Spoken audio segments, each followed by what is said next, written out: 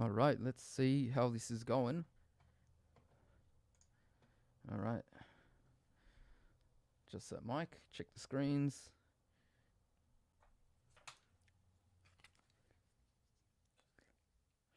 Test the sound. There we go. That sounds all right. Okay, now Facebook. What's going on there? Let me just quickly check that up for you guys.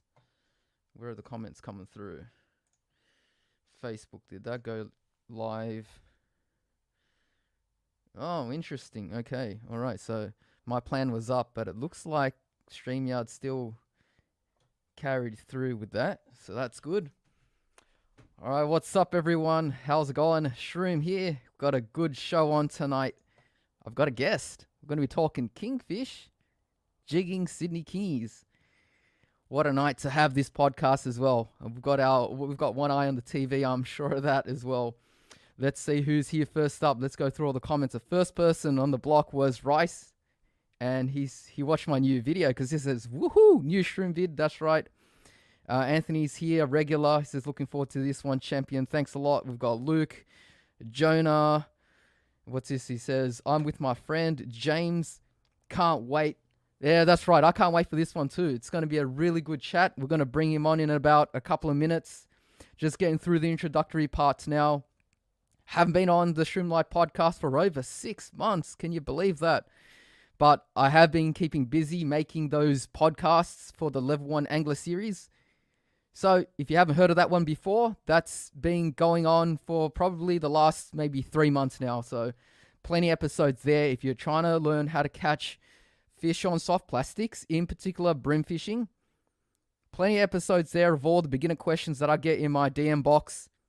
I go through all the little things. I did one podcast going through every aspect of it to get started. And then ever since then, it's about refining and addressing those common problems that I'm seeing.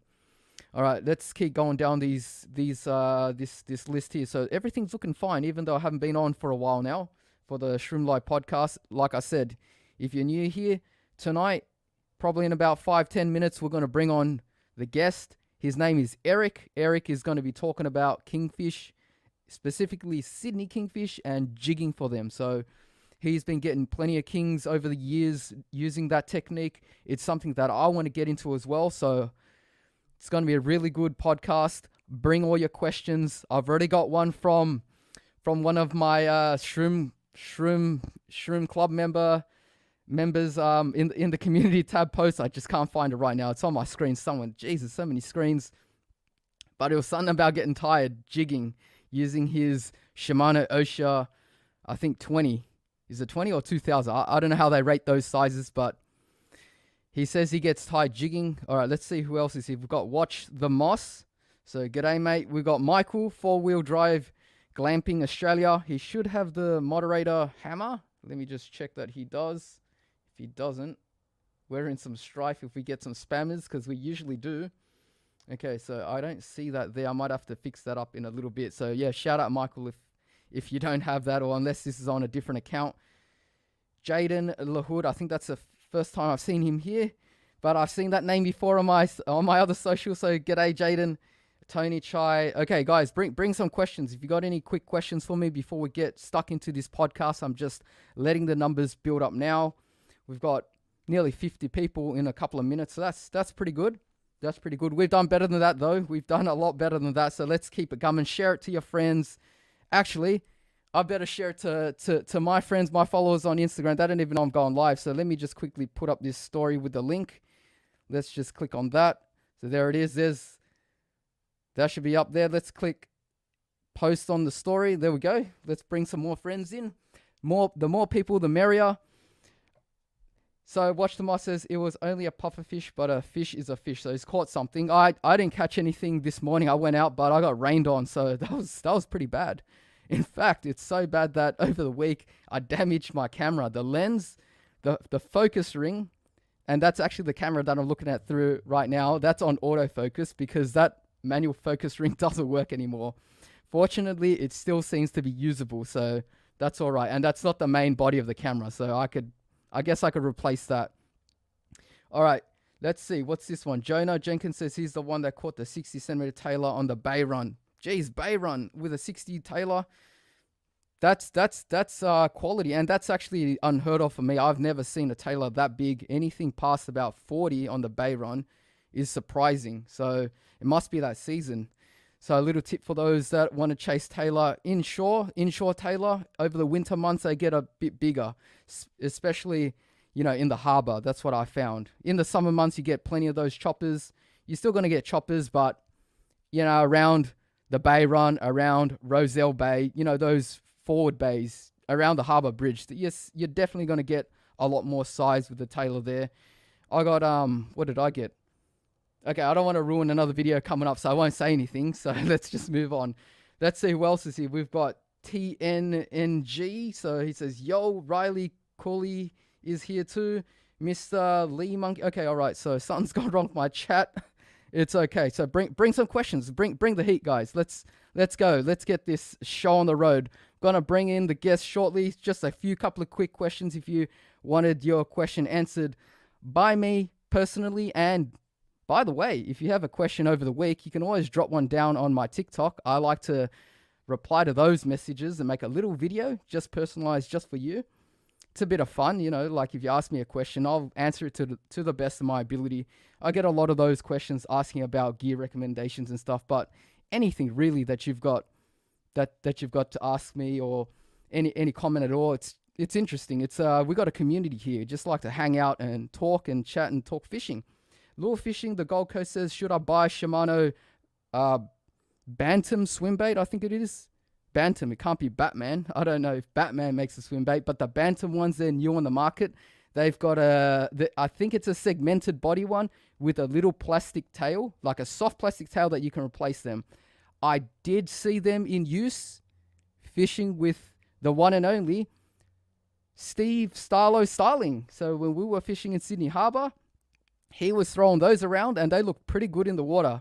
Unfortunately, it was a very slow day, and I don't think that the reason why I didn't catch anything was because of the fact that the lure wasn't working. It was just one of those days. There was a seal swimming around, the wind, the rain. You guys saw what happened on that day. I did literally everything to try to put Steve onto a fish, and he, with his own knack and knowledge, he was able to utilize the live yakkers that I'd caught and put on some fresh fillets and catch some quality brim. So that was nice. But yeah, those lures look pretty good.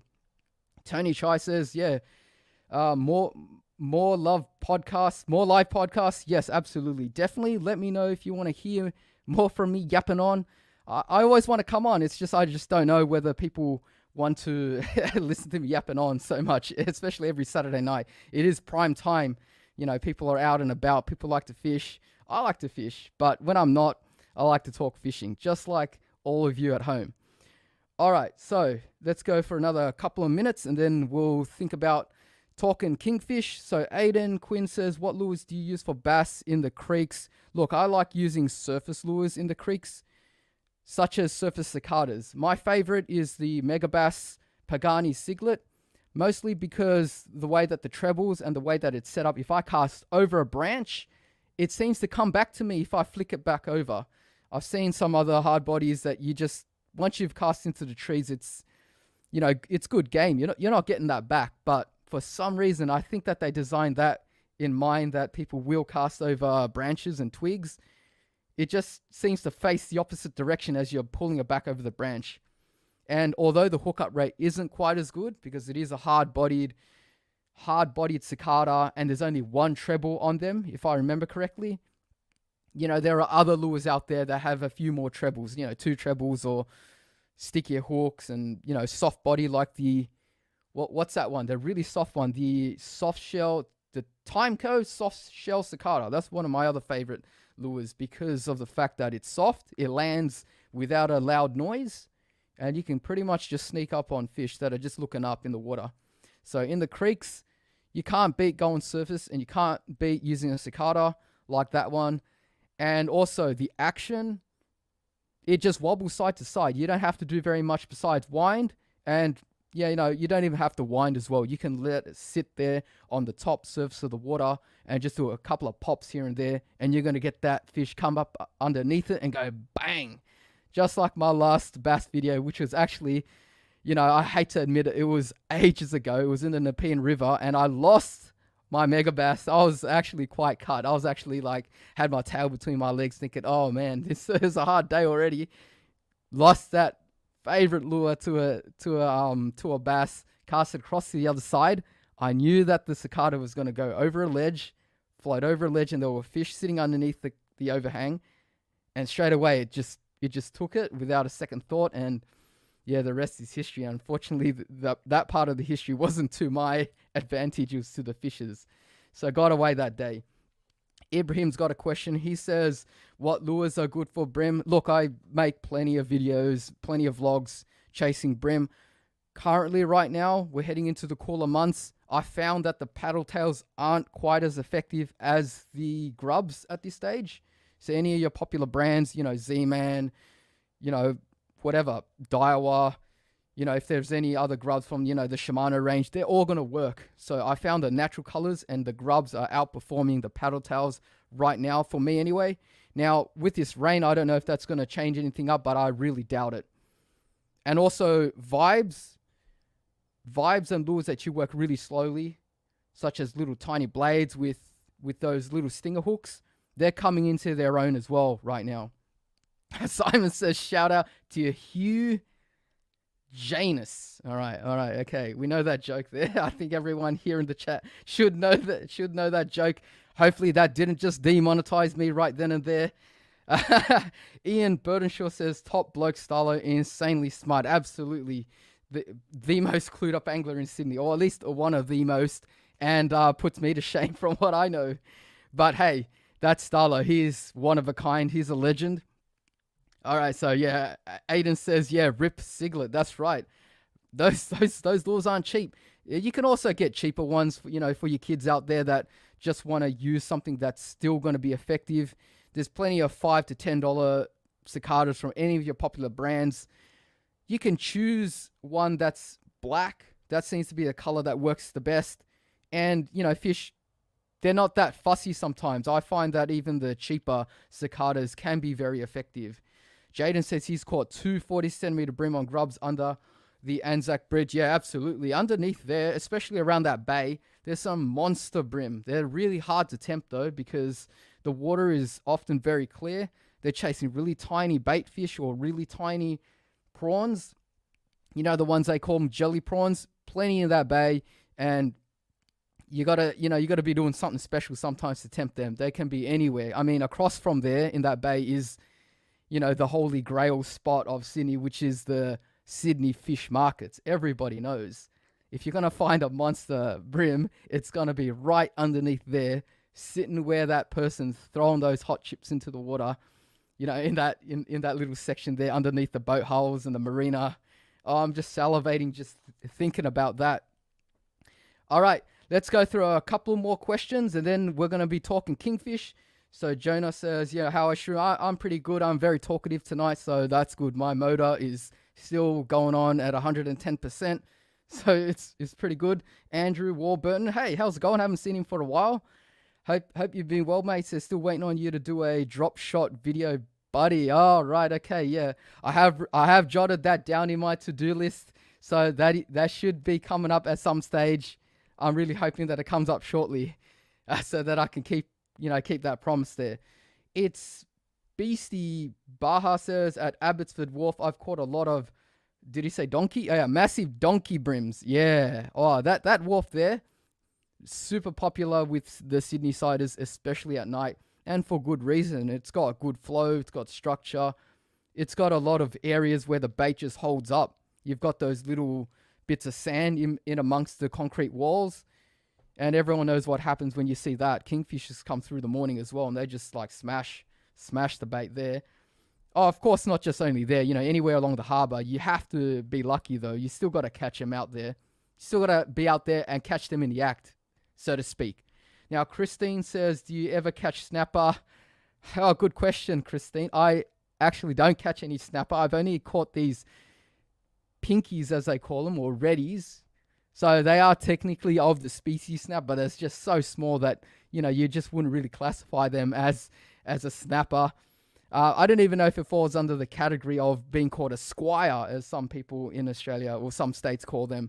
I don't even think that they're called squire because I think maybe one of them, maybe the biggest one that I've ever caught, which was halfway up the Georges River, was nigh on 50 centimeters, which is incredible. At least 45.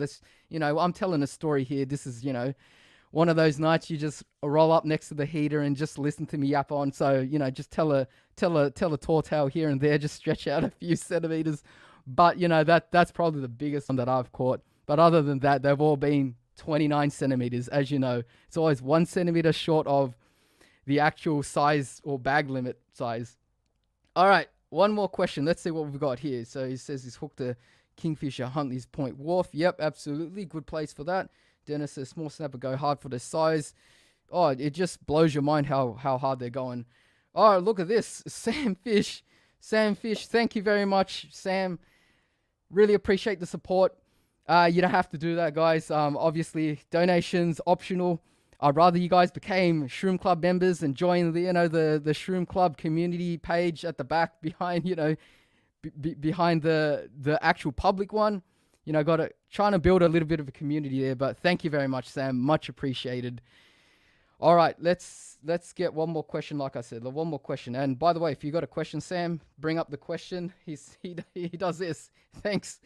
Really appreciate it. Oh, Doomy, what's he got to say? He says, where do you buy your Z-Man lures? Look, I actually, because they're sold everywhere, I don't really, why does it say starting soon? Let me get that, that message off the screen, because we've started. So I buy my Z-Man lures online. I buy them in the shops, BCF, Anaconda, the local independents. There's not one place that I've seen that doesn't sell Z-Man grubs these days. Now, if I'm looking for specific, Japanese lures, yeah, I might have to look a little bit harder, or particular vibes. Not every shop's going to have. But if they're around, $10 a pack or 3 for 27 these days, then I've probably bought from that place because, that's the going price for me. Okay. This is the last question here. All right, no. This one's like a funny question. So, would you eat blobfish? Those yellow little fish that I've seen on TikTok that stick to the glass, are they that? No. Okay, this is the last serious question. Do you catch trout? Says Aiden Quinn. And the answer is yes, I've caught some trout. I've caught mostly rainbows. I think I've caught a brown here and there, but they've all been impoundment fish. So, I've been thinking about doing a video I don't know if I guess this winter. Well, I actually like going to chase trout when it's not so cold, but it looks like I don't have a choice. We're already on the 21st of May and the temperature's already plummeted. Generally just around Easter it starts to plummet. We did have a warm week and now obviously I'm not the biggest expert. They're probably in their breeding season right now. They're probably starting to spawn. So yeah. All right, so let's wrap up this part of actually one more. Let's give a shout out to Watch the Moss. Thank you very much, Watch the Moss, for becoming a Shroom Club member. So now he's an executive producer helping me produce videos. Thank you very much. It really does help. But especially I like just creating this community here. All right, let's go bring on our guest. I think he's ready. How you going, Eric? I'm just looking at the screen now. How you feeling, mate? All right, I can't hear him actually, guys. So I see his mouth moving. So we'll just bring him in right now, and I'll just continue answering a few questions, just to let him get into the groove of things. So that's Eric. So we'll just let him simmer there. Let the nerves get the best of you. Now, what's this say? So Watch the Moss says, you are saying you've never tried toadfish before. Have to do the larger ones. Small ones aren't any good. Okay, I don't know if that question was for me. Oh, what's this? This is a good question. Tony Chai says MMD prawns are quite expensive. MMD splash prawns or the soft prawns? I haven't used the soft prawns, but the splash prawn, I guess it was kind of expensive because the last time I used that in a video, it lasted like 3 casts and I got smoked by a kingfish and it took it. So I don't have anything to show for it. But that's what this podcast is about. But about jigging. All right. Eric, so how you going, mate? Yeah, good, Shroom. How are you? I've been pretty good. I might have to slow down the pace that I've been speaking at. But guys, Welcome to the Shroom Life podcast. This is Eric Brandeo, aka Fishsthetics. He is someone that goes out practically every weekend on his boat, heads offshore, maybe inshore at some of the little reefs and wrecks and jigs for kingfish. That's one of the things that he does. Obviously, that's not all he does. We don't all just eat steak every meal, but Eric, that's practically what Hey, you come do, on, right? steak's pretty good, but you wouldn't be disappointed eating steak for dinner every night, would you? Oh, absolutely not. I'd be happy catching a kingfish every morning, every afternoon, every day of the Yeah, week, seven I days guess a week. they're just one of those fish you don't get sick of catching, do you? Like who gets sick of catching kingfish? If you get sick of catching them on soft plastics, you go and drop a jig, or you get sick of catching them on jigs. I don't know how you can get sick of catching them on jigs, but you can go cast stick baits and poppers at them. There's so many ways you can cast a kingfish, and even if you get sick of lures, you can go and use baits. Even though I haven't used baits in a very long time, I don't condone the use of baits, but we all love a little bit of jiggy, jiggy, hitty, hitty, don't we? Oh, yes, absolutely right in every sense of that phrase there. Intended and not intended definitions. But, jigging, before we talk really about jigging specifically, so kingfish, it's got to be one of those species that practically 99% of the chat here, they may or may not have some experience with that, but they understand what it takes, the commitment to basically learn your craft and nailing one of these quality pinnacle, top echelon, top tier fish, right? Well, mate, in my opinion, they're Sydney's premier sports fish. It's not that they grow the biggest, or they're the best looking fish out there, but you know what it is? They're pretty accessible. Like if you've got a boat or if you're land based, you can catch kingfish in estuaries, you can catch them in bays, you can catch them offshore, you can catch them off the rocks. You do apparently catch them off the beach every now and then, but they're accessible. Anyone can go fish for kingfish. You know what I mean? So, for me, being that reason, they are Sydney's premier sports fish. And you know what? Pound for pound, they pull pretty hard. I can say I've caught a GT now on similar tackle, and look, a kingfish of a similar size pulls it backwards. I'll go on record and say that. I did get my pants pulled down by a big GT on top water, but let's just not go there. Yeah. All right. As you keep going, I was gonna ask the chat a question and put up a poll whether you've caught a kingfish before. This would be a good time to put up that poll, right? Let's just see what level of fishing prowess and anglers we've got here. So, well, my brain's not working. What kind of question? So it should read: have you bagged a kingfish before? All right, here we go. Let's see. Not just jigging in any way that you can. Have you ever caught a kingfish, even if you've just netted them against the side, which you're not supposed to do? I know some people have done that before. Let's get this poll up. Let's just get a feel for what we've got over here. Have you bagged a kingfish before? Okay, great. So my sentence is grammatically correct. I tried to be fancy there. Now, like with kingfish right now, we're heading into winter. So what is it? How many days are in May? Well, I think it's 31, right? So about 10 days. So 10 days out from winter, we're looking at June, July, August. June, July, August. So the next 3 months, traditionally, I'd say in previous years, you practically say, kingfish season, especially inshore, let's pack up our bags and just come again next season. What do you say Yeah, to that these days? look, these days, look, there's a big misconception that look, you can only catch kingfish inshore in summer. They're not on the offshore reefs in summer. Everyone thinks that, and everyone thinks vice versa. You go, look, oh, you got to go offshore, like on the offshore reefs, to go fish for kingfish during winter. That's not the truth. It's kingfish are going to be everywhere in Sydney at one point in time. So, like, some days in summer, you'll have some phenomenal fishing. Like, I've seen some of the charter boats get meter 30 fish on those offshore reefs on jigs in the middle of summer when you should be marlin fishing. So I don't know what it is. Look, I think it's mainly if you go out there in summer, the East Australian current's just roaring. It's not that the kingfish aren't there, but if you try to fish it in 4 knots of current, you're just going to struggle to get down there. Even if you've got a big fat sinker and a dirty old live bait, you're going to struggle to get down there. So in winter, that East Australian current slows down a little bit. So you got that nice point 0.8 to sort of point 0.5 current, a little bit of a trickle of a current, and it just makes it easier fishing offshore. But you can still catch kings inshore during winter. So they're not just on the offshore reefs, but you're more likely to find bigger congregations of kingfish on the offshore reefs in the middle of winter. So that's what I found. And look, a lot of people might have different experiences, but over the last 10 years, that's what I found. Winter offshore is just phenomenal jigging. Those those days where you're literally doing, 20, 30 legal fish on jigs have all been in the winter months for me. But there are exceptions to the rule. Occasionally that happens in summer, and occasionally you might get a red hot bite inshore during winter, like inside the harbour. So there's no rules, but as a rule of thumb, yes, May, June, July, August, fantastic jigging Yeah, on that's the great. offshore reefs. I was under that impression as well. It's always traditionally been during the colder months, you should really head offshore and start jigging or fishing those reefs.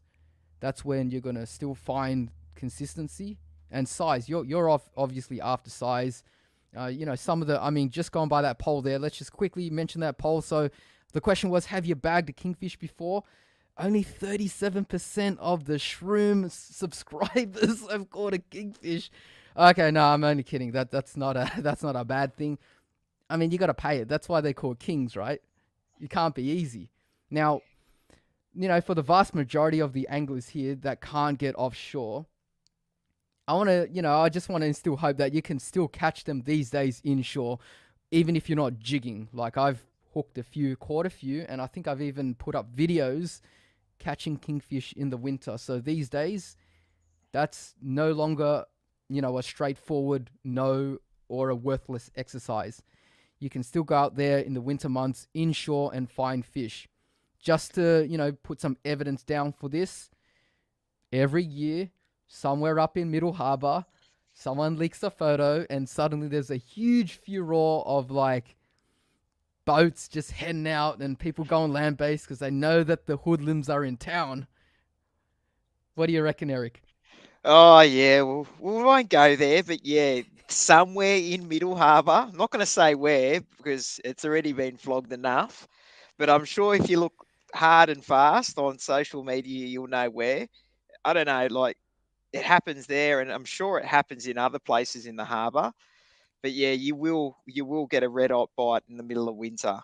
Yeah, let me just Everyone say think, that the Middle Harbour, event, it's not just isolated to that particular spot. Throughout the other areas of the harbour as well, in actual Sydney Harbour, Parramatta River, that will happen. And if someone knows about this in the Georges River, it might happen there. But personally, I'm no expert on the Georges system when it comes to upper river kings.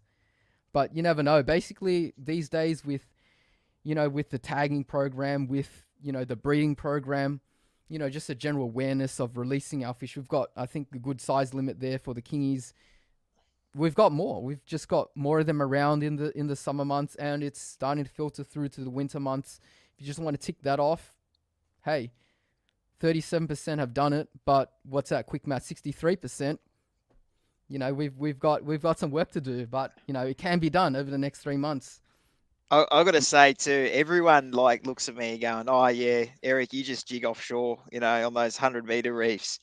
Can I just say didn't always have an offshore capable boat. Like I've caught plenty of legal kingfish jigging in the harbour in less than say 20 meters of water. Like if you go around on all the harbour markers and all the moored boats, you will find kingfish stacked up. And if you drop a proper full blown 250-gram jig, you have a great shot at catching them. You just got to get your technique nice and clean, so you know you're not going to rip the boat through rip the jig through the bottom of the boat, or rip it out of the ocean and hit yourself in the head because it is so shallow. That's the only trick I've got to say.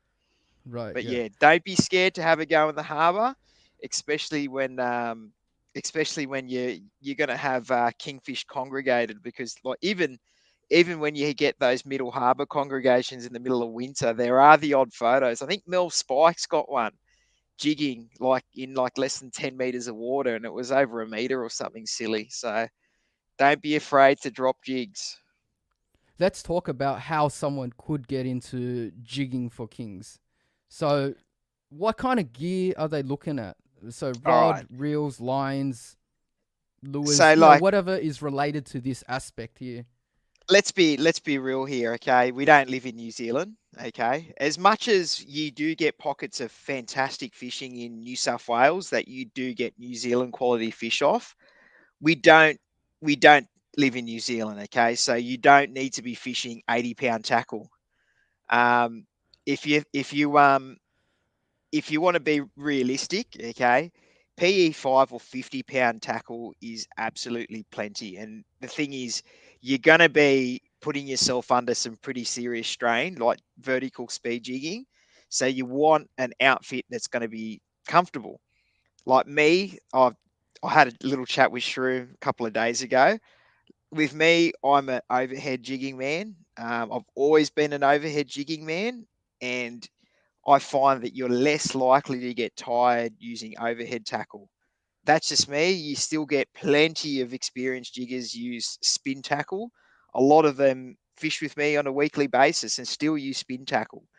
But I haven't met many people that I've given an overhead outfit and gone, that has said, oh, wow, that's so much harder than spinning tackle. It's always vice versa.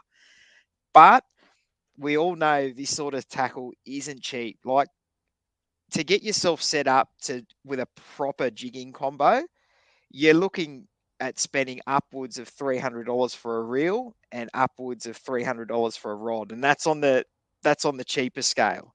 Okay, most of the time, most people that do this seriously are going to have the $7 to $1,000 reels and $300 to $700 rods. So that's where it is. So it all depends on what you feel comfortable with. But look, for me, I'm an overhead jigging man. But if you do have spin tackle and you've got a spin reel, like you've got a high end spin reel, or you've got a Saragossa, or you've got a slammer, don't be afraid. Get yourself a 50-pound rod. Doesn't matter what brand, like what brand, but get yourself a nice jigging rod that's between 5 and 6 foot long. I like the shorter rods, closer to 5 foot, and you'll find that you're going to be less tired as well when you get the correct tackle. But look, if you go overhead tackle, what I use is a Jigstar Twisted Sister PE 2 to 5. Okay, it's a vertical jigging rod and a speed jigging rod. It isn't a slow pitch rod. So when it says PE 2 to 5, you can run proper drag through it. You're going to be running upwards of 8 kilos of drag through this rod. I match that with a Maxell Transformer 50C. So I like a PG or a power geared reel, not a high gear reel. So it's just it's a power geared overhead reel, and I spool that up with PE5 line. I use Power Pro. I know everyone's going to laugh at that, going, "Oh, it doesn't say PE on it. It says Power Pro." But look, I fish a lot. I fish hard, and I don't want to be changing line every 12 months because it's worn. I find the real expensive Japanese PE lines tend to don't have the same wear rate as, say, like an American Spectra like Power Pro. I use Power Pro because it's strong, it's got a consistent braking strain, and it's got a phenomenal wear rate. Like I use it for everything from brim fishing, snapper fishing, bass fishing, all the way to stick baiting tuna. I just find that it's not the nicest, smoothest braid, but it just lasts. And when you actually go fishing consistently, it just it is really nice to use once you've actually worn it in. But that's what I use. But if you're that way inclined to use that real nice fine Japanese PE stuff, just stick around that PE 5, like PE 4 to 5. I like slightly heavier because I really like to lock up my gears. So, in a nutshell, that's what I use. Yep. Now, I just let you carry on there because that was some fantastic advice, particularly for an angler that can follow what you're saying. But, I think that for the viewers here tonight, not everyone understands what jigging is. Not everyone understands what overhead tackle is. So we'll have to take a little bit of a Oh, step back we'll and explain explain that that. first. So Okay, so have a vertical. go and explain. Yeah, let's explain what vertical jigging is in a rough nutshell, just for those that have never come across that term before. Okay, so the art of vertical jigging is basically a technique used to fish for a lot of pelagics, and in the tropics, demersals will eat them too. But it's a high speed, high energy type of fishing that you use a metal lure, normally a piece of lead that's been painted all nice and shiny. You're dropping it to the bottom of the ocean or whatever part of the water column that the fish are sitting in. You work the jig to trigger a reaction bite or a feeding bite from any sorts of fish. But in where me and Shroom live in Sydney, your general targets are going to be yellowtail kingfish, bonito. We do get the odd Samson fish in the mix, and Yep.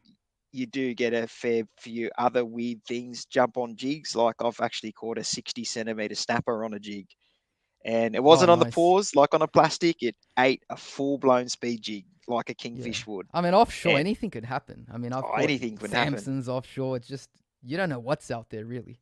I It's just got crazy. back from the Coral Sea, and even coral trout eat speed jigs, mate. What do we get? Like green jobfish ate speed jigs. Like these things are normally portrayed on social media to eat, things like soft plastics or like little slow pitch jigs. But yeah, even fast jigging, I've caught plenty of weird demersals too.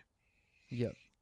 Yeah, that was a good explanation about vertical jigging. I kind of think of it as, similar to spinning a metal, but because of the depth that you're at, you can't spin a metal from the bottom and up if it's, say 100 meters or more. I don't know if you, actually, I do know you've been jigging at depths greater than 100. You said Oh yeah, 200, was it?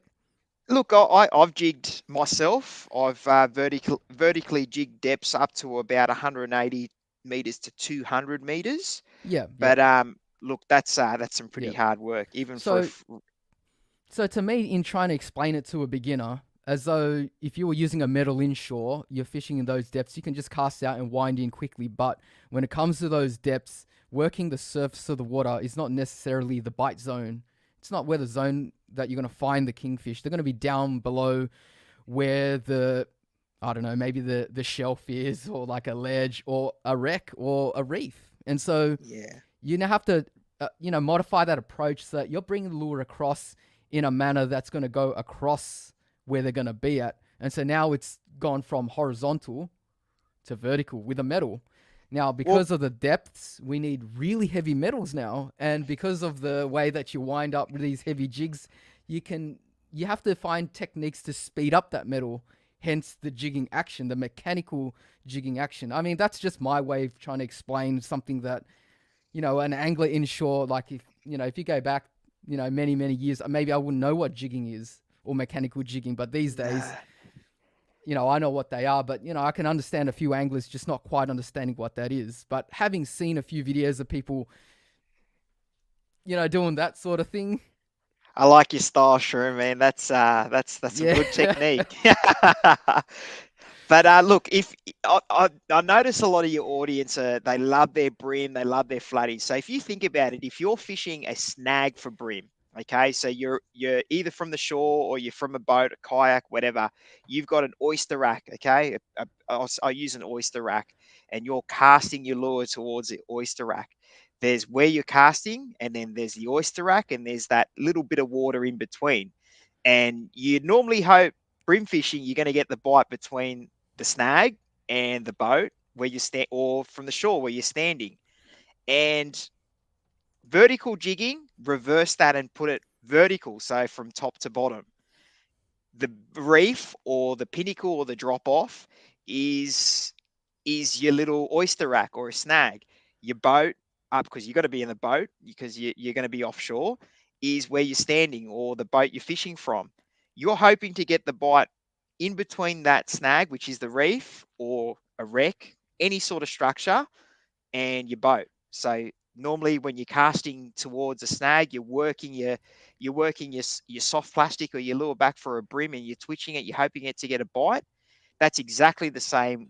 Of that vertical jigging is the same, except it's reverse and going vertical instead of horizontal. So, and you're That's a good one. Yeah. using heavy bits of lead. So, and when I Yeah, say that's right. heavy, 100 grams upwards. So like I'll jig anywhere from about 100 grams, 150 grams is what I consider a light jig, and I pretty much jig vertical jigs up to say 500 grams. I haven't jigged anything over 500. I haven't had the need to, but I'm sure there might be places in the world where you might need over a 500 grams. But Browns Mountain. yeah, well, apparently the slow pitch guys are actually only using 350 grams, which Yeah, it that's blows me true. away. Crazy. Yeah, I don't know how you can stay on top of your lure. Yeah, over Yeah, there. I'm It's still yet to incredible. give that a go. Slow pitch just doesn't have the same appeal to me. Like when you're vertical jigging and you're working a lure in a rhythm and at a speed where you're actually getting fatigue in your arms, to have a very powerful fish come up and hit that lure and slam you into the side of the boat is an experience. Like that's the whole appeal to vertical jigging for me. And it's not listening to fish pull drag or anything like that. It's running heavy drag and trying to stop that fish. And when you get slammed into the side of the boat on heavy drag, that is just the power is just unbelievable. And that's the appeal. Like for Yeah, me, you don't get that sensation with any other form of fishing. Like you won't get that same hit on a live bait because you're sitting there, you're not tired, you're just literally holding the live bait there and you're waiting for a hit. Or with slow pitch, the bites are a little bit more subtle. So vertical jigging, you're really exerting yourself and you anticipating that hit. And when you get hit and on under heavy drag on a good fish, it's just you're pretty much trying to lift that lead like through that fish to try and get it to the surface, and it can't because the power of the fish is just ridiculous. And I think kingfish, out of any other fish, are one of those fish that it doesn't matter how strong you are, um, you're still not going to be stronger than a kingfish. Like it, I don't know what it is for something so small, but it's normally weighs they should weigh smaller than you. They've just got so much power, and there's few other fish, maybe a few of the other seriolas, like which is the kingfish family. An yep. amberjack will probably do that to you.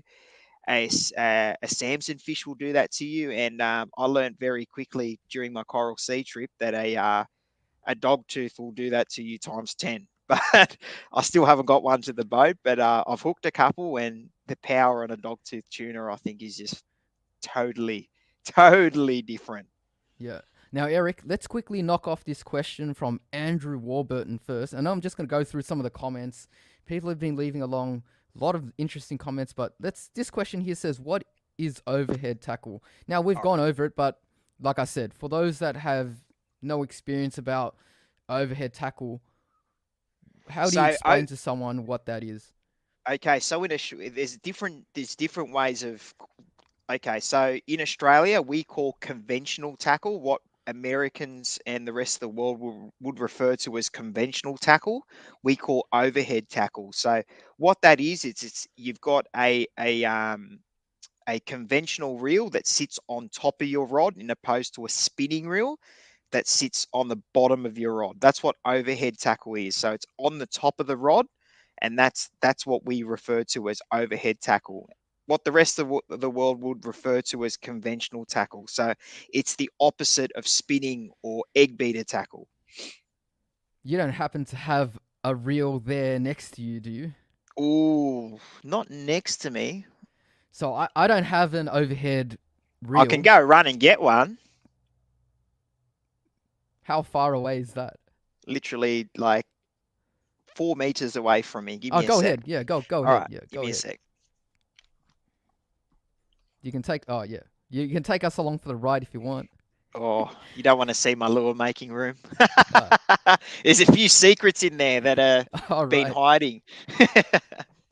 So while Eric's gone off, let's just go through some of these questions or and comments. Song Oz says we don't have them in Perth, land-based.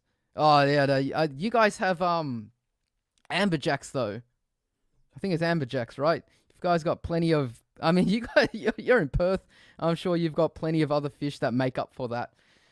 Michael says land-based. Yeah, so that must have been relating to a question I asked before, whether we've caught them on, on the boat jigging or land-based. I think most people chasing them land-based these days, including myself. Next comment here, Chris. Coyote says only got one and was shore-based jigging in summer. Oh, good stuff. Juan Carlos says, yeah, the boys, Eric, give us a shout. Well, I'll give you a shout while he's gone. Uncle Zed. Heaps of fun on Kings last Monday with Raptor charters. Yeah, very successful charter there. I think practically everyone has heard about them. And my good mate, Ron Prieston from Canada. How's it going? He says, Aussie accents rock. Thank you very much, Ron. I don't know what time it is there right now in Canada. I hope you're doing well, mate. I know he's had a few health issues, but good to see you enjoying the night here. All right, Eric. So, cough up the goods. All right, so that's an overhead. Okay, see how it sits. So this is my Sydney jigging combo. Now, you'll notice that I have white line on there. Okay, I'll tell you a little bit of a story before I explain this. So I had some 50-pound Power Pro on my trip to the Coral Sea, and I actually not got spooled, but I got snagged, and the braid dug in on itself. Yep. And I had to re-spool at sea. And the only thing I had was some PE6 Tas line there. So that's why there's some white braid on there. Normally it's 50-pound, and I haven't 50-pound Power Pro, and I haven't re-spooled yet. So oh, I get it. You were just talking all this about Power Pro this, Depth Hunter that, and look at this comment here. So I'll give a shout out to Golden Hour Fishing. It says Power Pro for brim fishing. No way. I've used it before. It's not my preferred braid, but for those of you that have inadvertently spooled something that you don't quite like, it's a learning experience. So you'll find that certain braids have certain advantages and disadvantages, and that's what fishing's all about. So maybe for the brim fishing, a slightly smoother braid goes a long way rather than a really rough braid. And I've used Power Pro to 3-pound. It's got memory. It so does. Not quite what not quite what I like for brim fishing. So I fully understand this comment, but it tied the strongest knots. So Yeah. I don't think I've ever got busted off on anything. No leader knots popping. Rubbing it on rocks lined with oysters. No problem. I'll just keep yanking that brim in. I guess the reason why I've gone to Power Pro is I've actually experienced a lot of line failure with a lot of expensive PE lines, and it's not vertical jigging and top water fishing, which I primarily do. It's not. It's a type of fishing where you're running heavy drag, and if your braid has any weakness in it, you're gonna crack line. It really does happen. And I'm not going to name, I don't want to rubbish anyone's brands or anything, but I was on a trip to New Zealand, and we had some really nice Japanese PE, and it just kept cracking. It was rated to PE8, and we were fishing pretty much Stellar 20,000s, almost locked, pretty much locked. And the amount of time it gave way was just ridiculous. So I think after that experience, everyone that was on that trip with me we've actually gone more towards the Power Pro side of things, Right. only because of the consistent breaking strain. Like we've never had a bad batch of it. That's just me. But it is ugly braid. I'm not going to deny that. But it's like the way I look at it, right? If you have a pretty girlfriend, you have to, treat her nice. You have to make sure you're buying her the expensive dinner, and you need to make sure, they're getting their rest. But sometimes you get times where you've got a slightly ugly girlfriend, but you don't have to look after her as much. That's what Power Pro is. So that's the best way I could describe that, as being PG, so we don't get moderated. That's right. Yeah, absolutely. Not denying that Power Pro's ugly, all right? I was just thinking that, if things go wrong, blame the equipment, but I guess we're not going that way. But before we go on, Eric, I'd like to give a shout out to Jaden Lahood. He's dropped 2 donations. He's got a good question for us here. He says, "What is a good beginner jigging combo?" And I also want to we'll link this back to another comment that mentioned that Kmart doesn't sell them deer holy smoke. So I'm assuming that, your Twisted Sister and, whatever you said before, those things No. aren't your typical things you're going to find in the normal shop. So what can you All say right. to answer both those questions? Okay. So what's a good beginner combo? Number one, the first question I ask is, how much do you want to spend? All right. So if All I right, go, let's say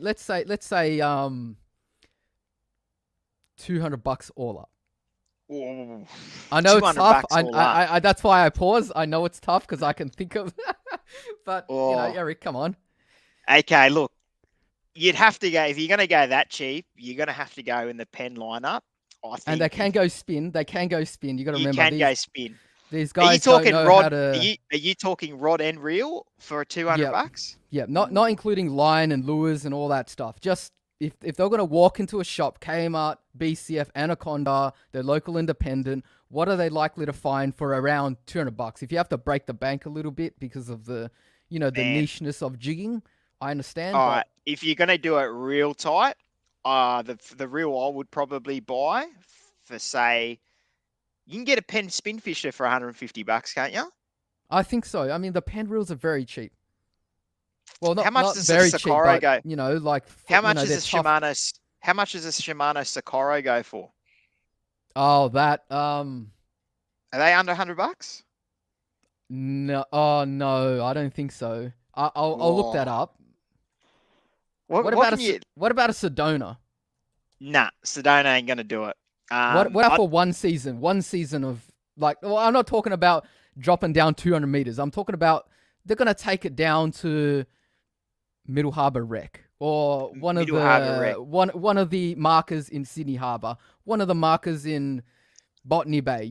These people are just looking to enter jigging. They're not looking to All right, go to the peak and drop, 120 meters down and just all right. Now this is doing this what is I gonna was be doing some before. this is gonna be some out of the box speaking. Okay, so if you're gonna spend that much, how much can you get a katana that is katana Sienna combos from for snapper? You know those ones, those 7'2" or whatever that they I sell. think guaranteed under 150. Okay, this is what I'd do. All right, if I had 200 bucks to spend on a jigging combo, and this is out of the box, and people are going to think this is a really out there comment, I would get that rod, the katana, that snapper, the katana for snapper with the, is not a Sedona, is it a Sienna on there? Sienna Probably the 4000? katana is not on the same level as the Sedona series. You've got the Sedona XT and a Yeah, few other things. I haven't looked that far back into it these days. But you know what I did when I was a full time student? I used to watch a lot of YouTube back then, and the only bloke that was on YouTube back then would have been Michael Guest. He had a show called Fishing the Edge, and he did a video on, like, he called it mini jigging, and everyone calls, when they say mini jigging, like everyone says micro jigging these days. And that inspired me, but I couldn't afford the rod he was using. You know what I did? Had a Shimano katana that I'd actually broken the tip off. I don't know if it ended up in a car door at the time, but I actually trimmed a couple guides down. All right, and I basically glued the tip back on, so it was around that 6 foot mark. So the And tip top you put that back on, so it was still tip a rod. still a rod, yeah. You cut it down, okay, and basically put the tip back on the bit that you've cut it down to where it's 6 foot. Okay, should only have 3 or 4 guides on it now, okay, or Three even guides. less. But it's still a 6 foot rod, okay. Yep. And remember, there's a budget here of $200. I would get that. I would put some 20-pound Power Pro on it, okay, because 20-pound Power Pro, let's face it, will break pretty much north of 30 pound, even close to 40 pound, really. And I would be jigging, say, anywhere from 100 gram to 50 gram jigs on all the harbor markers on that.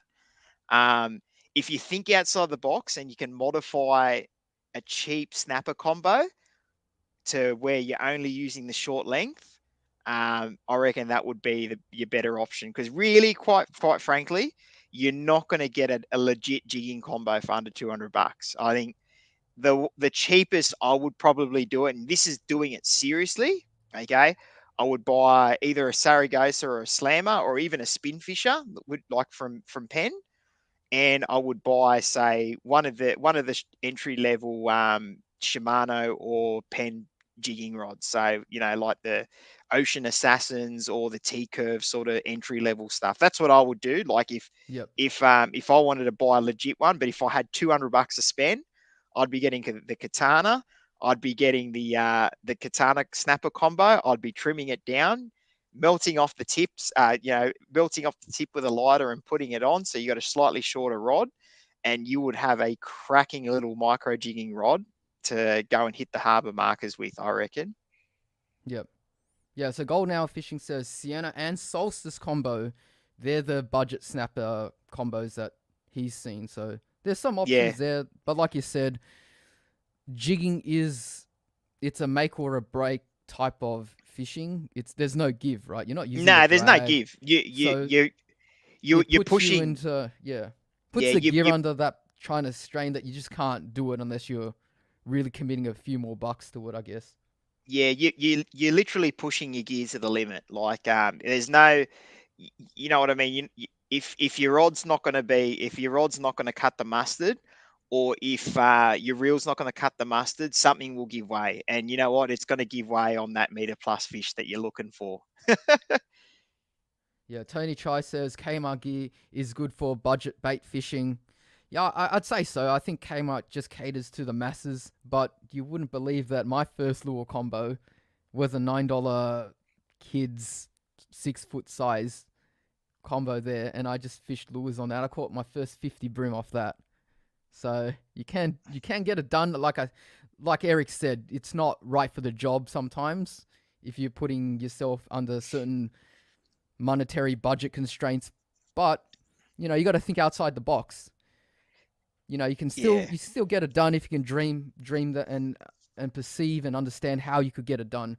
I know most people here want to do some jigging, but maybe not every weekend. So as long as you've got a combo that could do the odd, drop and jig up a medal, that's fine. And then the other 50% of the time, it's probably sitting in the rod holder with a live bait or something like that, fishing off a wharf or off a beach. I understand not everyone needs about 20 different combos for every nah. specific situation. You know, I I always say I always say there's three combos every Australian serious angler needs. If you're serious about fishing, there's three combos that you could pretty much go anywhere around Australia to go fishing and catch pretty much everything. Okay, number one, you need a brim rod, like a 2 to 4 kilo sort of, 2,500 or under sort of reel, 1,000 to 2,500. You need a brim rod. Okay, in Sydney, you can catch your brim, you can catch your bonito, you can catch really small kingfish, and if you're lucky, you might hook a big one, get it away from structure, and still land it. You can catch a squid on that. It will do a lot of things, like a 2 to 4 kilo brim rod. The second rod you would really need to own is a 20-pound sort of snapper rod. That allows you to throw bigger lures at like market kingfish, that sort of thing, and you can go up north, catch barramundi. You can go catch a Murray cod on that combo, a 4,000 sort of 3 to 4,000 reel, a 4 to 6 kilo rod, or a 10 to 20 pound rod. And the third rod you need, in my opinion, is a 50-pound jig rod. I know it sounds biased because I'm a vertical jigging guy, but a 50-pound jig combo, a PE5 jig combo, you can jig for kingies, you can live bait for kingies, you can bait for dew, you can use that same combo, believe it or not, and go fish for marlin. You can go fish for tuna on that combo. Like my very first yellowfin is still on a jig in my vertical jigging combo. You know what I mean? Like you can those three rods, you can pretty much go do anything around Australia. You know what I mean? If you had those three rods, and it Yep. was me for a very long time. Yep. That Now, Eric, that I'm just going to quickly go through some of these comments. I'm just losing track of all these comments here. Anthony Cox, how you going, mate? I've left that comment there on the other screen for so long. He says, "What knots are you using for jigs?" So are you okay. you're gonna be talking about that later? Yeah, I can talk All about right, that later. let's keep that question on the back burner. I'm just gonna quickly power through these comments just to acknowledge everyone that's here. So we've got Flick and Fish with Anthony. He says, "Hey, Alex, I don't know if I've said hi to him already. So g'day, mate. We've got Indo Sydney Fishing. He has some cracker videos. Make sure you check out his channel. He says He Kingfish has does. been around Botany Bay too these couple of weeks, and they're hungry too. So yeah, that's a bit of a tip from someone that's always in the know. So guys, yeah, so that's a good tip there. Make sure you check out his stuff. All right, so I've answered this question here. Andrew Warburton says, "What is overhead tackle?" So you've shown that. I was gonna bring up actually my reel, but this is not overhead. This is a baitcaster, which looks quite similar because it's got that profile and it sits on top of the rod. It's got the the dual handle, but that's not quite the same as overhead. I'll get demolished dropping any jig on that. Maybe catch a brim. That's what it's for, or a bass. What's this one? Beastie. I think Beastie in one of the comments says he wanted a shout out, so he just shout out. He says, "What's page 85?" I think he meant PE5. So PE5 is a Japanese rating for the thickness of line, and it just roughly corresponds to about a breaking strain of 50 pound. But that's really rough. It's not as a neat conversion as you'd think. And let's keep going down. James Welsh. So if he's still here, g'day, James. He says, "What size reel is best for onshore kingies?" Onshore. So inshore. So inshore, I'd say, anywhere between 4,000 to 8,000 has you sorted for most situations. Spin reel sizes I'm talking about here. The kinds of fishing that you see on my channel, drop a bait, put a lure in front of a marker, that kind of thing. Not the heavy jigging that we're talking about here. But we're going to get back to that really shortly. So we've got a comment here. Steven's sister, he's entered. Okay, is that it? Yeah, that's the comment. He says he entered the ABT non-boater, and he's hoping for better luck tomorrow. Sitting 22nd. You might need I don't know how this podcast is helping. Hopefully it just calms your nerves and you do better tomorrow. One of my mates fished in the Hawkesbury today in the ABT. He caught a really nice brim. So hopefully you have better luck tomorrow. Non-boater as well. So Michael says kingfish from shore with a 4 to 8 pound rod and 10 pound line. Come on, Michael. We do that every day of the week here on this channel, except we get blown away. Hey, Sometimes we land them, but not always. But I'm practically just using a 4 to 8 pound rod and 6 pound line, 6 pound leader. So there you go. There's always hope. And people have done it on less. They've done it on 4, Eric. So the first 90-centimeter kingfish I ever saw in the harbour as a 19-year-old was caught by my fishing partner, Daniel Pisani, on that exact combo. 4 to 8 pound rod and 10 pound power throw. We had a squid head, like just getting trolled behind the boat. And, mate, we landed that fish, no worries, mate. We towed it away from structure, and we still talk about that fish from today. Out of all the kingfish we've caught in Australia and abroad in New Zealand, we still talk about that fish we caught on a 4 to 8 kilo rod and 10 pound line. But don't be afraid to put it out there, but be prepared to be reefed a few times, and it's all in good fun at the end of the day, and that's how you learn. That's right. Brim fishing, brim gear goes hard. So Tony Chai says, meh, bread and butter fish the best. Absolutely. Blue ribbon. Okay, Abraham says, yeah, okay, I don't know if I'm going to get demonetized or, taken off air here, so I won't say that word. You can't say my punchlines on if you want to get demonetized, mate. That's right. Let's have those filters on here. So next comment, Andrew says, thanks, cheers for the clarification. All is good. Overhead equals boat rod and multiplier reel. All right, whatever you said, Eric. So if that sounds right, we'll keep going. Let's keep going to the next comment. Con James says, what's the best rod species for jig live land based for kingies? What's the best rods? All right, what's the best jigs for live baits for land based kingies? Oh, what's the specs? What's the best rod specs for jigging and live bait land based kingies? All right, okay. I'd say about a 5 to 10 kilogram.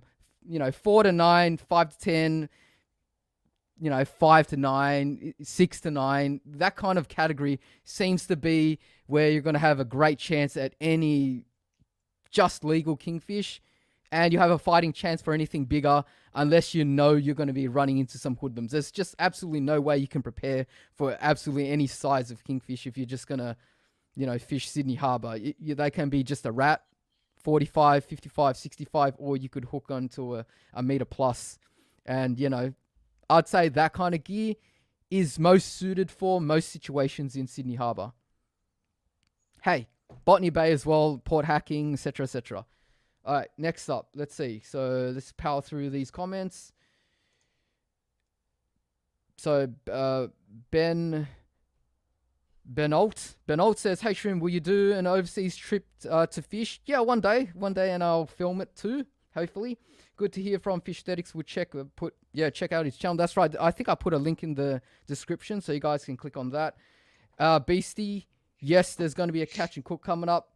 Boet says, "Can I go fishing with you, Shroom?" Yes, everybody can come fishing with me. I just got to organize a sub meet at some stage, so hang on for that. Keep your ears and eyes peeled for that. Ian Burdenshaw says, "Maybe give the platypus stuff a go." I think that's talking about the braid, how you're very particular with your Power Pro Depth Hunter. I've used it. I really like it. But, I haven't really had as much experiences using all kinds of gear under the utmost limit. Lock drag, jigging off the bottom with, a really substantial weight. It can cause some braids to, change in feel and delaminate and unravel, etc., etc. So I'll leave that alone for now. The Minty Life, he says he's lost a massive Jew last week, 2 meters. Well, don't worry, you'll get the 3 meter Jew next time, buddy. Is it because of the line or the rod? Well, it depends how you lost it. I find most Jews, you just get smoked. It's just outright, they shake and do a big run and they've rubbed you against the leg of a bridge or something. That's how it happens if it's a big fish. You can lose them just due to pulled hooks, but usually means you didn't set the hook properly. Now, what's this one here? Boet says, "Can you use a 5 to 8 kilogram rod with 15-pound braid and leader and like a 40-gram jig to catch kingies?" Well, absolutely. You can do that. That's, there's no hard and fast rules when it comes to fishing. You only know the situation and the type of terrain that you're fishing. If you're fishing, say, on a wharf, it's going to be different if you're fishing off the rocks, if you're fishing offshore, as opposed to fishing, up the river. So as long as you've got something that's got a bit of backbone, and like I said, I gave a lot of line class weight ranges of the rods there, mostly because it depends on the brands. All the ratings are different. I can pick up a rod that says 6 to 12, and if it's not a beach rod and it's really stiff, it might not be as stiff as another brand, say 5 to 9. It's just how it works. So you really just need to pick something in the ballpark that's going to be able to cast your heavy weights, your light bait jigs. It's not going to have the most nimble tip so that if you, get your line wrapped around it while you're casting, or you're putting the bait out and the wind blows and you get a tip wrap, you need something tough. And I find that size is just perfect for all the situations that I've seen when people ask me about advice, in my DM box. And yeah, 40-gram jig, absolutely. You could peg those out all day.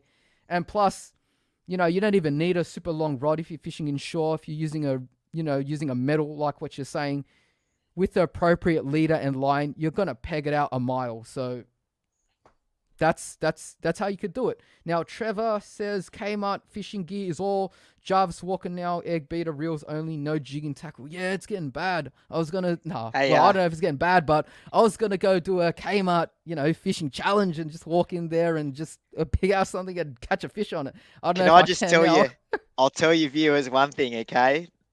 I use this leader from Kmart, that Jarvis Walker Hercules. Now, I'm tell you what, all the marlin I've live baited off the back of my boat, my little 4.5 meter boat, have all been on that 100-pound Hercules leader. So don't be quick to snob the Kmart stuff. There are a few little hidden gems in there, and mate, their bait jigs are pretty good there. Not going to lie, the Jarvis Walker little blue bait jigs, they're pretty good. Yeah, I mean, it's just I've seen all the stuff in Kmart. I'm kind of thinking about their limiting range. It just seems like every week I go there, they have one less item. I buy all my sinkers. Kmart sells great sinkers. Oh, they've got everything for just for the general public, just to fish. They've got all your hooks, J hooks, octopus hooks. They've got your bait jigs, like you said, the Jarvis Walker ones. They've got Tsunami. There's another brand in there. There's a few brands. There's a few interesting lure types that I haven't seen in the shops. They've got, the basic hard bodies that you could use if you didn't know where you were going to start. They're only going to cost you about $5 to $7. You can catch a fish on a lot of them. I've used some of them in my videos. And, the gear itself there, if you needed to kit your family out, the kids with a combo for the weekend or for a trip in the holidays, hey, you're not going to go get an edge rod in their hand or a Twisted Sister or something like that. You're going to go get a combo off the rack in Big W Kmart. So they've all got their place. And like you said, there's sinkers in there. Sinkers aren't any, they're not shinier in a normal independent tackle store as they are in they're all the Kmart. same. They're all just lead at the end of the day. So, and you get your bait buckets, your burley, just all kinds of things like tools, pliers. Does the job. All right, now let's just, I can't believe how many comments there are here. All right, let's just skip through a few here. Yeah, so yeah, Tony says, yeah, Kmart gear is good for budget bait fishing, absolutely. Steven says, my first king and the biggest was on a Raider snapper rod and a 4000 Sienna. Yeah, nice. Good one, Steven. Now, I'm going to ask you very shortly after this question, what's your biggest king and, the story behind that, Eric. So get ready for that. So yep, I think no worries. I'd like to hear about that story. Now, Andrew Warburton says, oh dear, if there were any lady viewers, I think they may have been turned off. Oh, no, Andrew, no, that can't happen. We try to do our best here. So, yeah, let's keep moving. So, Boed says, jigs and big plastics for kingies. Yeah, so we're talking the knife jigs here, offshore and some of the inshore areas where you could put down the 100 to 250 gram-ish size jigs. If you're asking me about this question, well, yeah, big plastic, 7-inch, 9-inch, jerk shad, jerk style, white plastics, pink plastics, gray plastics. It just has to move quickly, and you put a worm hook there or a little light lead, a 1/4 ounce on a really big plastic and just skim it across the surface. Like that video where I did fishing Botany Bay on the markers with, I'll give a shout out to him now, Scotty Lyons from the hook, the hook from the Hook and the Cook. So awesome day. He was catching them off on surface stick baits. I was using a big plastic. We were nailing them. That was a great day. Yeah, make sure you check that video out, Boed, if you haven't seen that one. And what's this one? Steven says, using an ocean plugger and twin power combo now, haven't caught as many kings as my first combo. Yeah, that's right. So money doesn't always translate to more fish, unfortunately. No, it does not. The gear doesn't make the angler. That's as they say. No, it doesn't. I remember this comment. Every live stream I get this one. So we'll bring up this running joke. Jesse Tocker says, we saw the Meadowbank Marlin again, Shroom. Yeah. I don't know what that is. I'll find out one day what that is. All right. So, all right, let's get back to this. Let's give a quick shout out to, there he is, Flick with Mick Fishing. How's it going, mate? Hopefully having a good night out here. And what's this? Shroom, bro, let me go fishing with you and in return you come train with me. It's scientifically proven the more muscle mass is the better fisherman you are. Let's hit how do I hit the Ziz pose? I don't know the Ziz pose. I got to agree with Mr. Buff, mate. More muscle you got, the more fish you catch, man. I like it. That's right. That's absolutely right. Time to hit the weights. Time to hit the iron. And whilst here, geez, we've got quite a few people coming through. David, sorry if I'm missing all your questions. I'm just trying to get back to the podcast now. Just saying hi to every single person that's here. I can't believe I even missed the donation. Thank you for the donation, Mick. Really appreciate that. Let's just keep this moving. How many comments have I missed? All right, here we go. I caught a 30 kg kingy from a jetty far north, New Zealand, Whangaroa. I think you got some stories about fishing in New Zealand, don't you? Oh, I've got a few. It's pronounced Whangaroa, apparently. All right, that's good. All right, we'll keep that on ice. Ian Burdenshaw says, I'll ask again, have you jigged the cave at Bluefish? Yes, I have.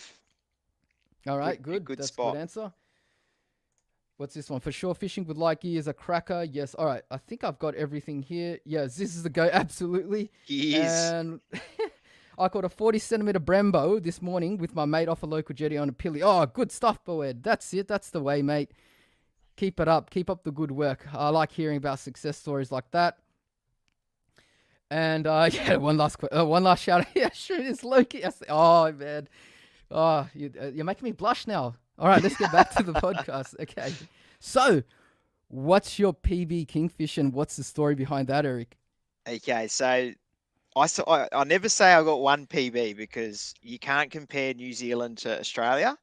So my PB in New Zealand is on a jig. I've got a bait PB as well, but we'll stick to jigging. My biggest kingfish on a jig is 32 kilos.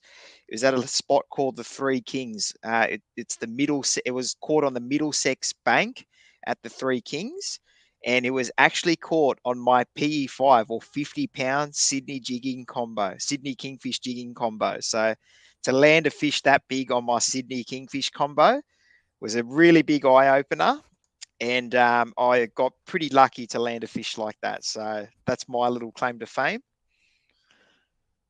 My Sydney kingfish PB on a jig is 1 meter 10 centimeters. So that's my biggest in Sydney on a jig.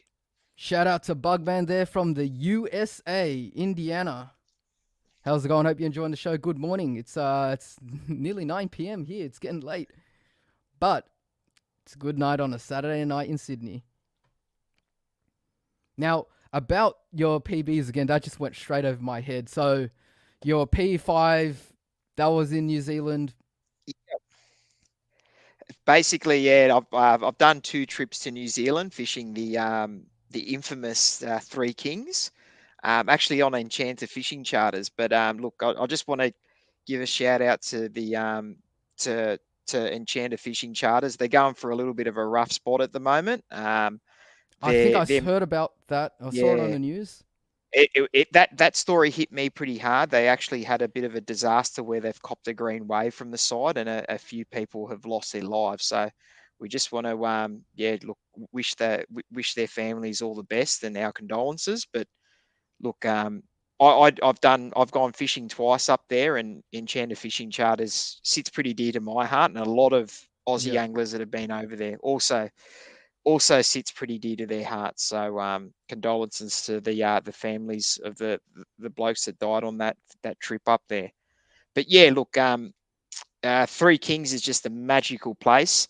It's not just a magical place for Aussies to go over there. Kiwis, it's like the mecca of kingfish. There's three meccas in of kingfish in New Zealand, and that's the Three Kings. In my opinion, is number one. I've been there twice.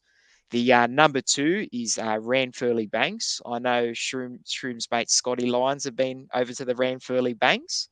Ranfurly Banks also holds some really big kingfish, and a more accessible sort of spot in New Zealand for really big kingfish is White Island, the White Island volcano. So trailer boats do go out to White Island, but yeah, the Ranfurly Banks and Three Kings, it's a bit more of a mission for a trailer boat to go out there. It's more the liveaboard charter operations that go out there. But on a day like if you're ever lucky enough to do a trip out to the Three Kings, just hold on to your arms because you pretty much average fish that you're ripping up are between 15 and 20 kilos. A good fish Jeez. is anything north of 20 kilos, and a really good fish is 30 kilo plus, and a unicorn is anything over 40 kilos. So yeah, it's a magical place. But One day, you got gotta to get get over there over one there day. one day. Everyone that fishes Sydney has to do a New Zealand trip. Like I've been there, done that. I probably will never go back because I've been there twice, and I've now got the tropic bug running through my veins where I just want to go into the tropics and fish for the big coral bruisers.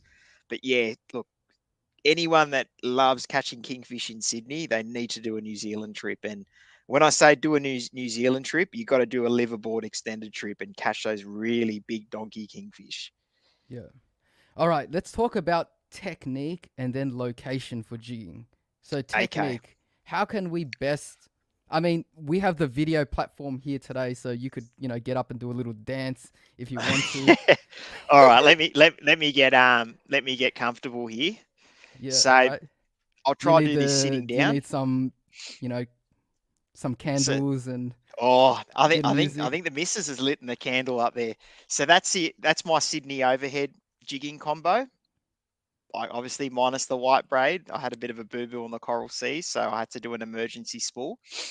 But that's a Maxell 50C. So this is now if you got no money restraints and you want to buy the cream of vertical jigging in Sydney, this is what you want to buy. Okay, it's basically a Maxell 50C and a Jigstar Twisted Sister. So it's an acid wrap. See, or you can see Yeah. that it So if actually, you can get that past the Minister of Finance, right? yeah, that's if you can get it past your. I call that one my accountant. If you can get past your accountant, this is what you want to get. And jigging, if you buy a quality jigging setup, it's a lifetime investment. If you look after it, there's no reason why you can't have it for the rest of your life or the rest of the time you go jigging. But we'll go back to technique. Basically, what you want to do is you want to hold your reel in with a pistol grip. So if you make a pistol with your finger like this, oh, there we go. You got a trigger grip there. Put your pistol around your reel like this and grip it. Now, what you don't want to do, okay, is grab it up here because what happens is when you actually start jigging, your reel wants to do this because you've got an overhead rod. If you do this, it doesn't, it's all nice and rested up against your forearm here. So you want to have tuck the rod underneath your armpit like this, and you want to grab your handle. Okay. So pretend we're on the boat. We're in a spot where there's plenty of kingfish under the boat. You've gone. Let's put best case scenario. You've gone and booked a charter boat, and you've paid them to take you jigging for kingies. So all you got to do is drop down. Okay. We'll talk about locations and how to find them later, but let's Yeah, talk that's technique. later. Let's just go through your fantastic, So fully refined technique that's caught all these big kings that I want to catch myself. So, So basically, you want to drop your reel into free spool and let the line go with your jig all the way to where the fish are holding. Okay, let's say we're going to the bottom. Once you hit the bottom, you want to engage your drag back up. Okay, and you want to take a couple of winds so you're tight. Basically, what you want to do is you want to lift your rod, and as you lift your rod, you want to have the handle at the 12 o'clock position. So basically, you've gone up and your handle's up. As you drop down, you want to make sure that the handle goes down to 6. So it's a half one. So as you go up, you go to 12 o'clock, another half one. And as you go down to 6 o'clock.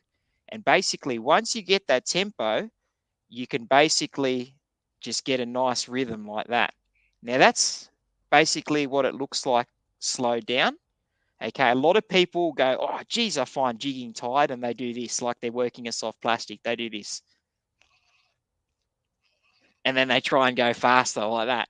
That's not how that's you right. do it. Okay, that's one way to tire yourself out quicker. You want to get yourself in a nice rhythm. So you go up to 12, down to 6, up to 12, down to 6, and when you speed up, it should look like this. Okay, I've got a bit of a chair in the back, but that's basically what it should look like. And by doing Yep. that, what you end up doing is you actually got your metal jig darting from side to side like that. So anyone that's cast soft plastics at Kingies or soft plastics at Brim, when you actually twitch your soft plastic or your lure, it darts. That's essentially what you're doing to your piece of metal, and you can speed up. Okay, a lot of people go at the same speed. You'll see me pause. Sometimes I start ripping it to the side like this. It all just depends on how you want to impart that action on the jig. Okay. There's no rules to it. Okay. You need to find your own action, but you'll find the better jiggers don't just go at the one speed and they don't go the fastest. They alternate their speed. And you can add pauses in there as well. The biggest kingfish I've caught has been on a pause, just like you're fishing for brim. Don't think because you're fishing for a really big pelagic predator, it's different from something like a brim or a bass. You want some pauses in there. You want some little, some little speed ups in there, and you can basically change from there. But essentially, what you want to do is basically up to 12, down to 6, up to 12, down to 6. Speed it up, slow it down, pause, come over to the side, shorter strokes, longer strokes. It all just depends what you want to impart for yourself. And you have to go by feel. And that there is the art, in a nutshell, the art of vertical jigging. How does that Nice. go? I normally just do the quick, short, sharp, half up, Yeah. half down. That's what I normally do, and I just get Yeah. into that rhythm. You see, it all works, hey? Like it all works. And you'll find the more eccentric you can have your technique, the more bites you get, especially in pressured environments. You got to remember in Sydney, we've got the biggest population in Australia living in Sydney. So the fish do see a lot of jigs. So you think about it, how many times have they seen this? Say if you can change it, you can sort of go short like Shroom does it. You can do long and just alternate your jig technique. You're more likely to get a bite off a pressured fish. Also, I saw a video just just before I got into this stream of someone showing their jigging action, and they had the. I mean, I don't know if you've seen this before, but some people do this. You know how you had the rod in your left hand Yep, because you're holding in your left hand and it's tucked under your left arm. yep. What if you were to tuck it under your right arm with that same? Have you seen that? Do you know what I'm I've talking seen, about? yeah, you see them do this. Yeah, yes. Yeah. What's your opinion on that action? I mean, Okay, surely you've seen it it'll all. work. Okay, Surely you've because seen it all. it does work. I've seen some pretty eccentric ones. It does work. But like I said, if you want to have one or two drops, by all means, you can jig like that. But if you want to have you that get you. longevity and you want to be able to jig for a full day or 3 full days or up to a week, you need to have that technique for longevity. And everyone goes, "Oh, I can't go as fast as you." Try and get some really smooth motion going. If you can go at a medium pace and just get a good rhythm, it's going to be better for you in the long run than being able to go fast and then go Gumby. Get yourself, you know what I mean? Get yourself going on a nice, good rhythm. And if you work on rhythm and you can be able to get that rhythm going, the speed will come. Don't worry about that. It will come just from experience. Here from a member from the Shroom Club, Alf Tornate. He's left his question for me, and he says that a good question to ask is how to avoid getting exhausted using knife jigs. I've got some pretty high end gear for the job, he says, like the Shimano Osha Jigger 2000 on a light and strong PE4 jigging rod. But the few times I've tried it at the peak, and he's putting brackets off Botany Bay, so the peak, I've found that cranking those heavy 300 to 400 gram jigs up from 100 meters is really hard work. After about 6 goes, I need to lay down. Okay, so I'll give you a tip, and it doesn't involve, everyone's probably thinking, oh, yeah, I'm going to say go to the gym. No, keep going and don't jig as fast. Okay, like anyone that thinks you have to be reasonably fit, you can't have like jack shoulders or something. You have to have some decent health on you, and you can't be borderline having a heart attack. Okay, you need some level of fitness. But I've just come from a 10-day trip to the Coral Sea, and my fishing partner for that trip had just turned 60, and he had just as many drops jigging as what I did. So it's not an Wow. age thing. Don't think it's because you're sort of you're on the other side of 50 that you're too old to do it. It's not the case. It's all about varying and slowing down your technique. Okay, if you're getting tired, you're jigging too fast. Okay, if you slow it down, and I'm not talking say slow where you're just doing this, just slow it down. Just go at a pace where you can just move slowly. Okay, you don't need to be going like this and ripping it as fast as you can go. Just go at a slow pace and get the technique.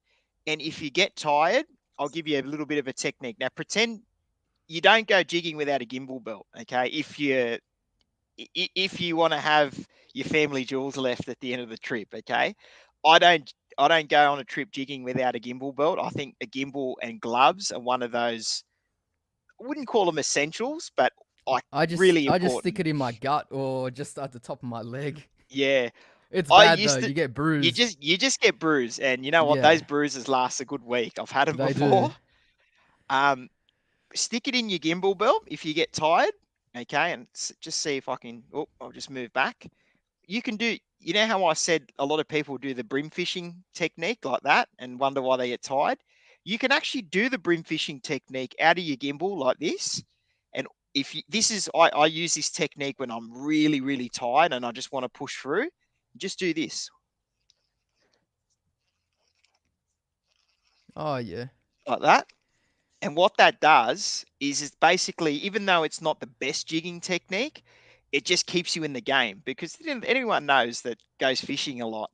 A lure in the water means you got a chance of catching fish. A lure in your boat gives you zero chance of catching a fish. So generally, this technique comes out when I'm absolutely cooked at the end of the day, or it's sort of been a 10-day trip and it's day 3 and I'm really starting to feel it in my shoulders. This here, it basically takes the pressure off your shoulders and lets you jig more with your upper back muscles, okay, which are a bit bigger than your shoulders, and it basically just gives you a little bit of longevity, if you get what I mean. So Yep. if you are getting tired, don't be afraid just to, like I said, put it in your gimbal belt and jig this way. And you don't notice how I'm not using my pistol grip like I was using before. I'm just basically grabbing the foregrip of the rod and pretend I've got a spin reel. You can do it with a spin rod as well. So don't think it's just an overhead jigging technique. Yep. Now, for those that are gonna be listening to this on the podcast later and hearing me talk about the techniques now and not being able to see it unless you're on Spotify, what Eric did there was he had his left hand on the foregrip and rested the butt of the rod in the gimbal, which is supposed to be around his waist, and he's just doing big lifts, but using his back to lean back with it, and then winding down 2 or 3 times to wind up the slack, and repeating that in a not the most vigorous and rigorous quick action, just something that he's comfortable with. So, just for those that are just listening on the audio format. Now, let's talk about locations. So, actually, before we talk about locations, how do we like? This is a problem I have when I drop a jig down. By the time it hits the bottom, the line's 50 meters left, 50 meters right. The current's ripping. How do you position it I'm so going to that's make a just smart below? comment here. You need a better boat skipper, mate. I might do. So basically, when you're in a boat, okay, I own a boat that I had built from the ground up specifically for sports fishing. So I can control my boat while fishing. So the helm of my boat is in a location where I can still fish. Okay. But what you want is you want to actually position your boat to control your drift. And generally, what I do, so everyone knows the back of the boat where the engine is called the transom. I basically point the nose of my boat in the direction of the drift. Okay. So the transom is square to the drift, and I use the boat in reverse to slow down the drift. And if you can keep your boat in reverse so you can stay vertical over your jig, it's just going to make things a lot easier. Now, it still works when you're horizontal. Don't get me wrong, don't think it's not going to work, but it's going to be a hell of a lot easier for you when you're actually jigging vertical over your jig. And look, I've been fishing on boats where I'm not on the wheel and your line's all the way out there. It isn't fun, but it still works. So what I would suggest, if you're in a regular half cabin boat and you're fishing not solo, you're fishing two up. If you are fishing solo, you should know what you're doing. So you'd be able to fish out of the side of your boat if you fish solo. But if you're two up in a half cabin boat, two up or more, have turns. So one person fish one drift. When they get tired, swap over, which is, generally at the end of the drift. Get someone on the wheel to position the boat nose going with the current and transom square to the drift, and just keep the boat in reverse to keep that line vertical and opposed to it going horizontal. And I know everyone's thinking, why don't you just spot lock? Now, remember, if you're spot locked in the one location, that's fine.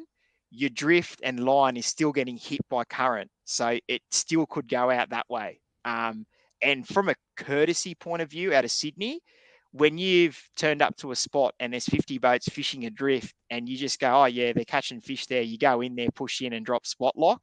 You're not going to be the most liked person out on the reef, okay? And I can tell you straight up, there's some cranky characters fishing those reefs out of Sydney. So definitely don't do that. Yes, I know. I know the kind. Spot lock on the fad. Yeah.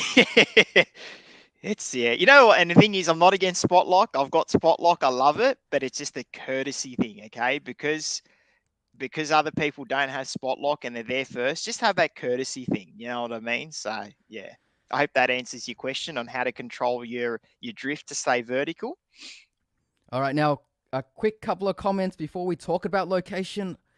Shout out to El Haj. Thank you very much for the donation. I hope you're enjoying the show. And if you're just joining us now, El Haj, hopefully you still can enjoy the rest of the show and you can watch the rest of this also on my channel after this is over. And you can listen to it if you're, driving to work or at any time of your choosing at your leisure on the podcast platforms. You're going to find it on Spotify, Apple Podcasts, Google Podcasts, the whole gamut of all the podcasts. So if you miss it and you have to go, make sure you can still catch it on those platforms. Plenty of podcasts also coming up on the Shroom Live podcast, not just the live shows like this one. I've got plenty of those on the Level 1 Angler series. Make sure you check that out. Now, Michael's got a comment here, says Stewie has to lift his game, Shroom. Well, I haven't gone offshore with him just yet, but I think we're due a fish. He had been crook, so hopefully he's a lot better. So Stewie, if you're listening, hopefully you're feeling a lot better, mate. And one more comment here relating to the question before that Ian asked about Blues Point. So this is a follow-up question. He says, so when you jig the caves, can you give us a rundown on the technique you used? Do you have any brief comments on that, Eric? Yeah, look, if you're going to jig any spot, like not only just Blues Point caves, right? Mate, locate the fish on your sounder first, okay? So you should be able to see them. Generally, when fish are feeding, they're sitting up on the water column, so you're not going to find them pinned hard to the bottom. Generally, if they're pinned hard to the bottom, they're not going to eat a jig. They will, but generally no. They're not actively feeding on aggressively feeding. So the guys live baiting might tempt them, but what you want to do is just position your drift over your spot you're going to fish. So the caves, just position your boat to drift over the caves, drop your jig down, and like I said, go through that technique I just described and give it a couple of drifts. If you don't get a bite, move on or drop down a live bait. I wouldn't drop a live bait personally, but that's just me. I think that's just I'm live or die by the jig, but give that a go. Awesome, Eric. Now, what types of terrain in terms of location are you looking for? Structure. How does one find something in the water? You're using your sound, you're using your eyes, you're looking at charts, you've got navionics. What are you looking for? Basically, I like anything that's going to catch current and hold bait, because if any sort of structure can catch current and hold bait, it's going to attract kingfish. Okay, so the structures I'm looking for are pinnacles, offshore pinnacles. So basically, when you have a reef flat and then you get a sharp rise that comes up. So, say for example, let's talk Sydney here. Look, I'm I'm just going to say it because Sydney, there's no secrets to Sydney. There's the 12 mile and there's a peak.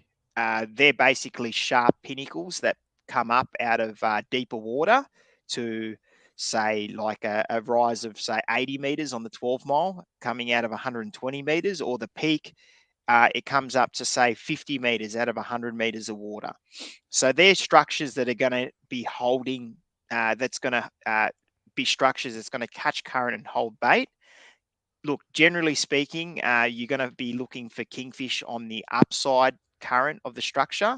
Okay, so say for example you've got a current coming down from the north, you're going to be fishing the north face of that structure, and Yep. that's generally where you're going to find them. The more current you've got, the further the fish will be sitting up current from that structure. So if you've got no current, they'll be sitting right on the top of the pinnacle. If you've got 1 to 2 knots of current, they could be sitting 50 meters up from that current, from that 50 meters up current from that structure. It all just depends on how much current you have. But you can have too much current where it's unfishable, but the fish will still be there. They'll literally just be a few meters off, 50 to 100 meters off the structure. So when you've got current, like I like current up to about a knot. Anything above a knot of current, it makes it really hard to fish. But the more current you have, the easier the fish are to locate. It's just harder to position your boat. When there's no current, it's like the fish don't know where to sit on the reef. They're a bit disorientated and they don't focus on the ones that normally, if there's current and you found them on the structure, they'll always be on the same spot. So if you mark where you've caught the fish on the GPS, if you keep going to that mark, you'll generally catch them every drift. But yeah, if you got no current, that's a bit harder to do. So that's the way I look at it. And don't just think like everyone thinks 12 Mile Peak. Oh, I'm going to go out jig kingies out of Sydney or live bait kingies out of Sydney. I'm going to go to the peak or 12 Mile. Think outside the square, okay? Like I still catch kingfish in the harbour on jigs in less than 16 meters of water, okay? Apply that principle to things like harbour markers. Harbour markers are still going to hold plenty of kingfish in current. Fish the upside of those harbour markers. Drop jigs straight down and rip them up through the bait. You'll catch kingies. Moored boats, same thing. Upside current of the moored boats. Drop jigs on the side of the moored boats. You'll catch plenty of kingfish. Wrecks, not just wrecks inside the harbour. Look for offshore wrecks. You know what I mean? Look for things like look for artificial structure offshore, like the Sydney offshore artificial. You'll see people catch bait there. I had a 3.9 meter center console before I got my fancy sports fishing center console, and I used to jig kingfish there all the time. I loved it there because it was Did you not accessible get for me. sick? Did you not get Nah, sick out there? That's so bumpy. funny story about that. I haven't been seasick in 10 years, except for a week and a half, 2 weeks ago. I jumped on Big Cat Reality Yep. and 3.5 meter swell, 50 knot winds. You had me vomiting over the side. First time in 10 years. But Yeah, in that's three small and a half boats, meter swells though. That, the- that's not normal. I guess there's a boat and a sea for everyone. But in small boats, I just will not get seasick. I'm just so used to it. Yep. And honestly, it's just I think it's a lot of the fresh air. So, but yeah, even like North Head, South Head, headlands, islands, anywhere that you're going to have some structure that's going to catch current and hold bait, you will still catch plenty of kingfish. Any of the cliffs out of Sydney there, if you don't feel comfortable heading out that wide, you'll still find kings sit there on prominent headlands. Okay, obviously stay away from the land-based spots because people like in a boat stay away from the land-based spots because there's people out there that don't have the same opportunity. So give them that chance. But look, Sydney's a big area. When you see everyone 100 boats on one spot, like you don't need to do that. It's not going to be the only spot in Sydney holding kingfish. Go find, and especially if you're serious about catching them on jigs. Okay, this is one thing I've got to stress to you. If you want to catch kingfish on jigs, stay away from the guys dropping baits because a lot of the times, as soon as you drop baits, the kingfish become jig shy. Find spots that don't have other people on them, and you're more likely to catch them on jigs. If you go to Yep. any spot that doesn't have anyone on there and the fish are there, very rarely are they going to refuse a jig. But if you go there and there's 50 boats and they've all got their live yakkers, live slimies, live squid, you're going to have a hard time catching them on jigs. And that's a proven thing. You ask anyone that chases kingfish out of Sydney, they'll tell you the same thing. Yeah, fair But point, Eric. you get days where they're eating everything, or you'll get days where jigs outfish everything. So Yep. you don't know until you try, I guess. That's what the point I'm trying to put across. Let's say that you find them on the front edge with a current on the upside. Would you ever try on the other side if they're not switched on? Yep, especially on days that there is really minimal or very low amounts of current. Yep. Yes, absolutely. There's no gate, like there's no fences in the ocean, so definitely do try that. I'll give you guys a little bit of a secret about about Samson fish. Everyone knows a Samson fish is in the same family as kingfish. I find them on the following edge. So the upside edge of a structure, I call that the leading edge.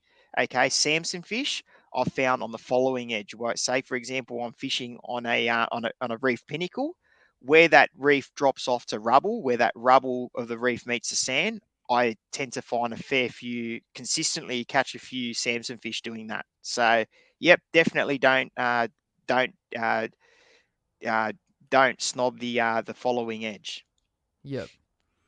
Now about bait. What type of bait do you think is the best indicator of kingfish? Yakkers, Say you can't sound them. yep, You haven't quite found the kingies yet. You know they're in the area, but you yep. found the bait ball and you've found a few bait balls and they're different types of bait. Okay, What's the most jigging, indicative? mate. If you're going to clean up on jigs, if you find garfish or sauries, oceanic garfish on a pinnacle, which you do, they a jig looks exactly a long skinny jig looks exactly like one. If you can find sauries, you're going to have a red hot day on jigs. Yakkers, you'll still jig kingies off the edge of yakkers and slimies, but sometimes you'll find that you'll catch kingies like it's weird bait. Sometimes they're like little tiny leather jackets out there, like tiny little ones. Yeah, Even though if you drop too deep, they might bite through your braid. Um, if you can time it like on your color change braid just to stop above them, you'll have some red hot kingy jigging on them too. that's insane. Yeah. And when you do clean a few kingies, they have those little tiny leather jackets in them. Oh yeah, so don't. I used to hate leather jackets because you lose so much tackle to them. But if you learn to read your sounder, know how deep you can drop, okay, you have some red hot fishing if you just stop the jig shy of the school of leather jackets because the kingies just sit above them. Yep. Um, yeah, If you're gonna rate the bait ball from most desirable to least desirable, obviously you said garfish is first or Sourie's number souries. one. Yep. Yeah, And that's what you're gonna find in the stomach most often. Yep, And Souries and then Slimies, and slimy. Yep. Slimies and Souries. They're the two. Yakkers, yeah, but generally they're a mix. They're never just one.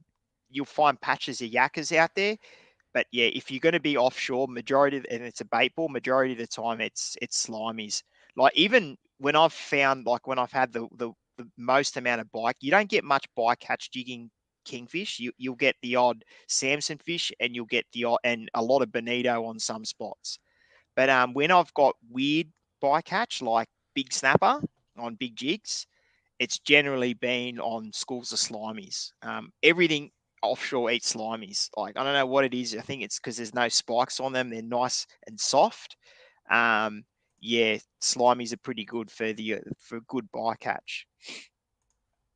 Yeah, interesting how you said the small tiny leather jackets. Yeah, I've noticed, and not a lot of people will tell you this, but yeah, the guys that go fishing heaps, same those little tiny leather jacket schools.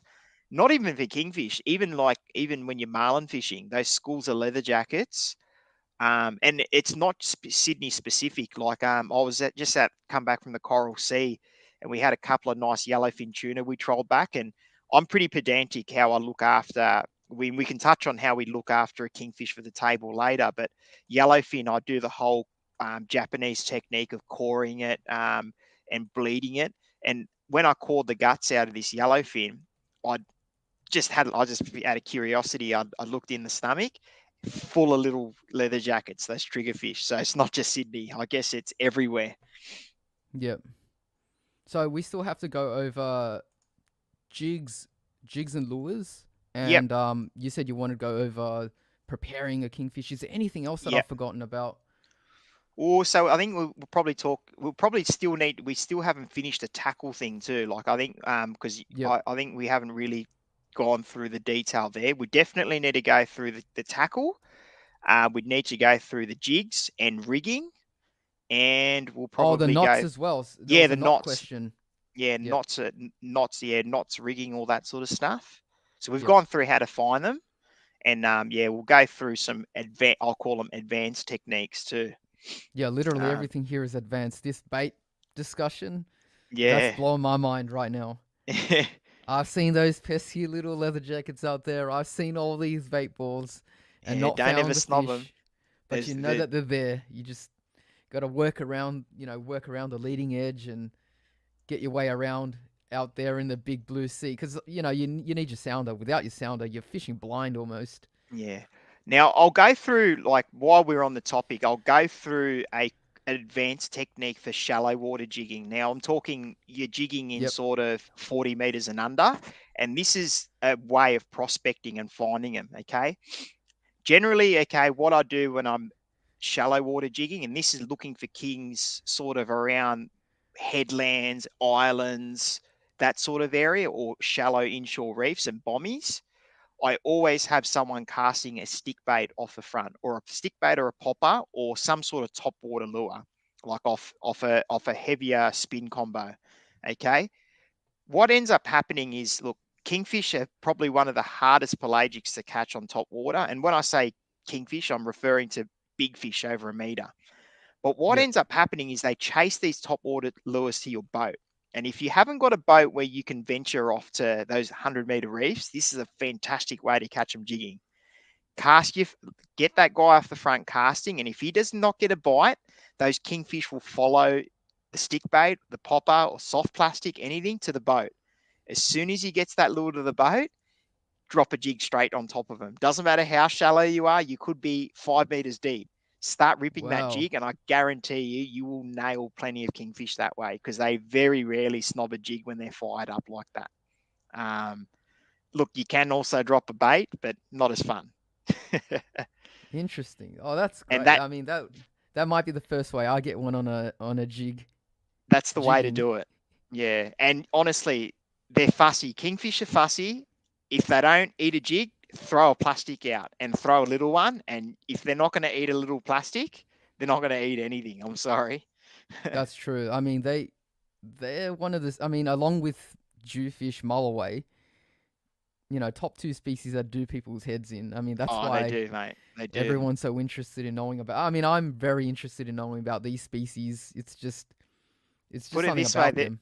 there's a very good reason why I make my own stick baits for kingfish. So that's how fussy they are on top water. So Yeah. just to put things in perspective.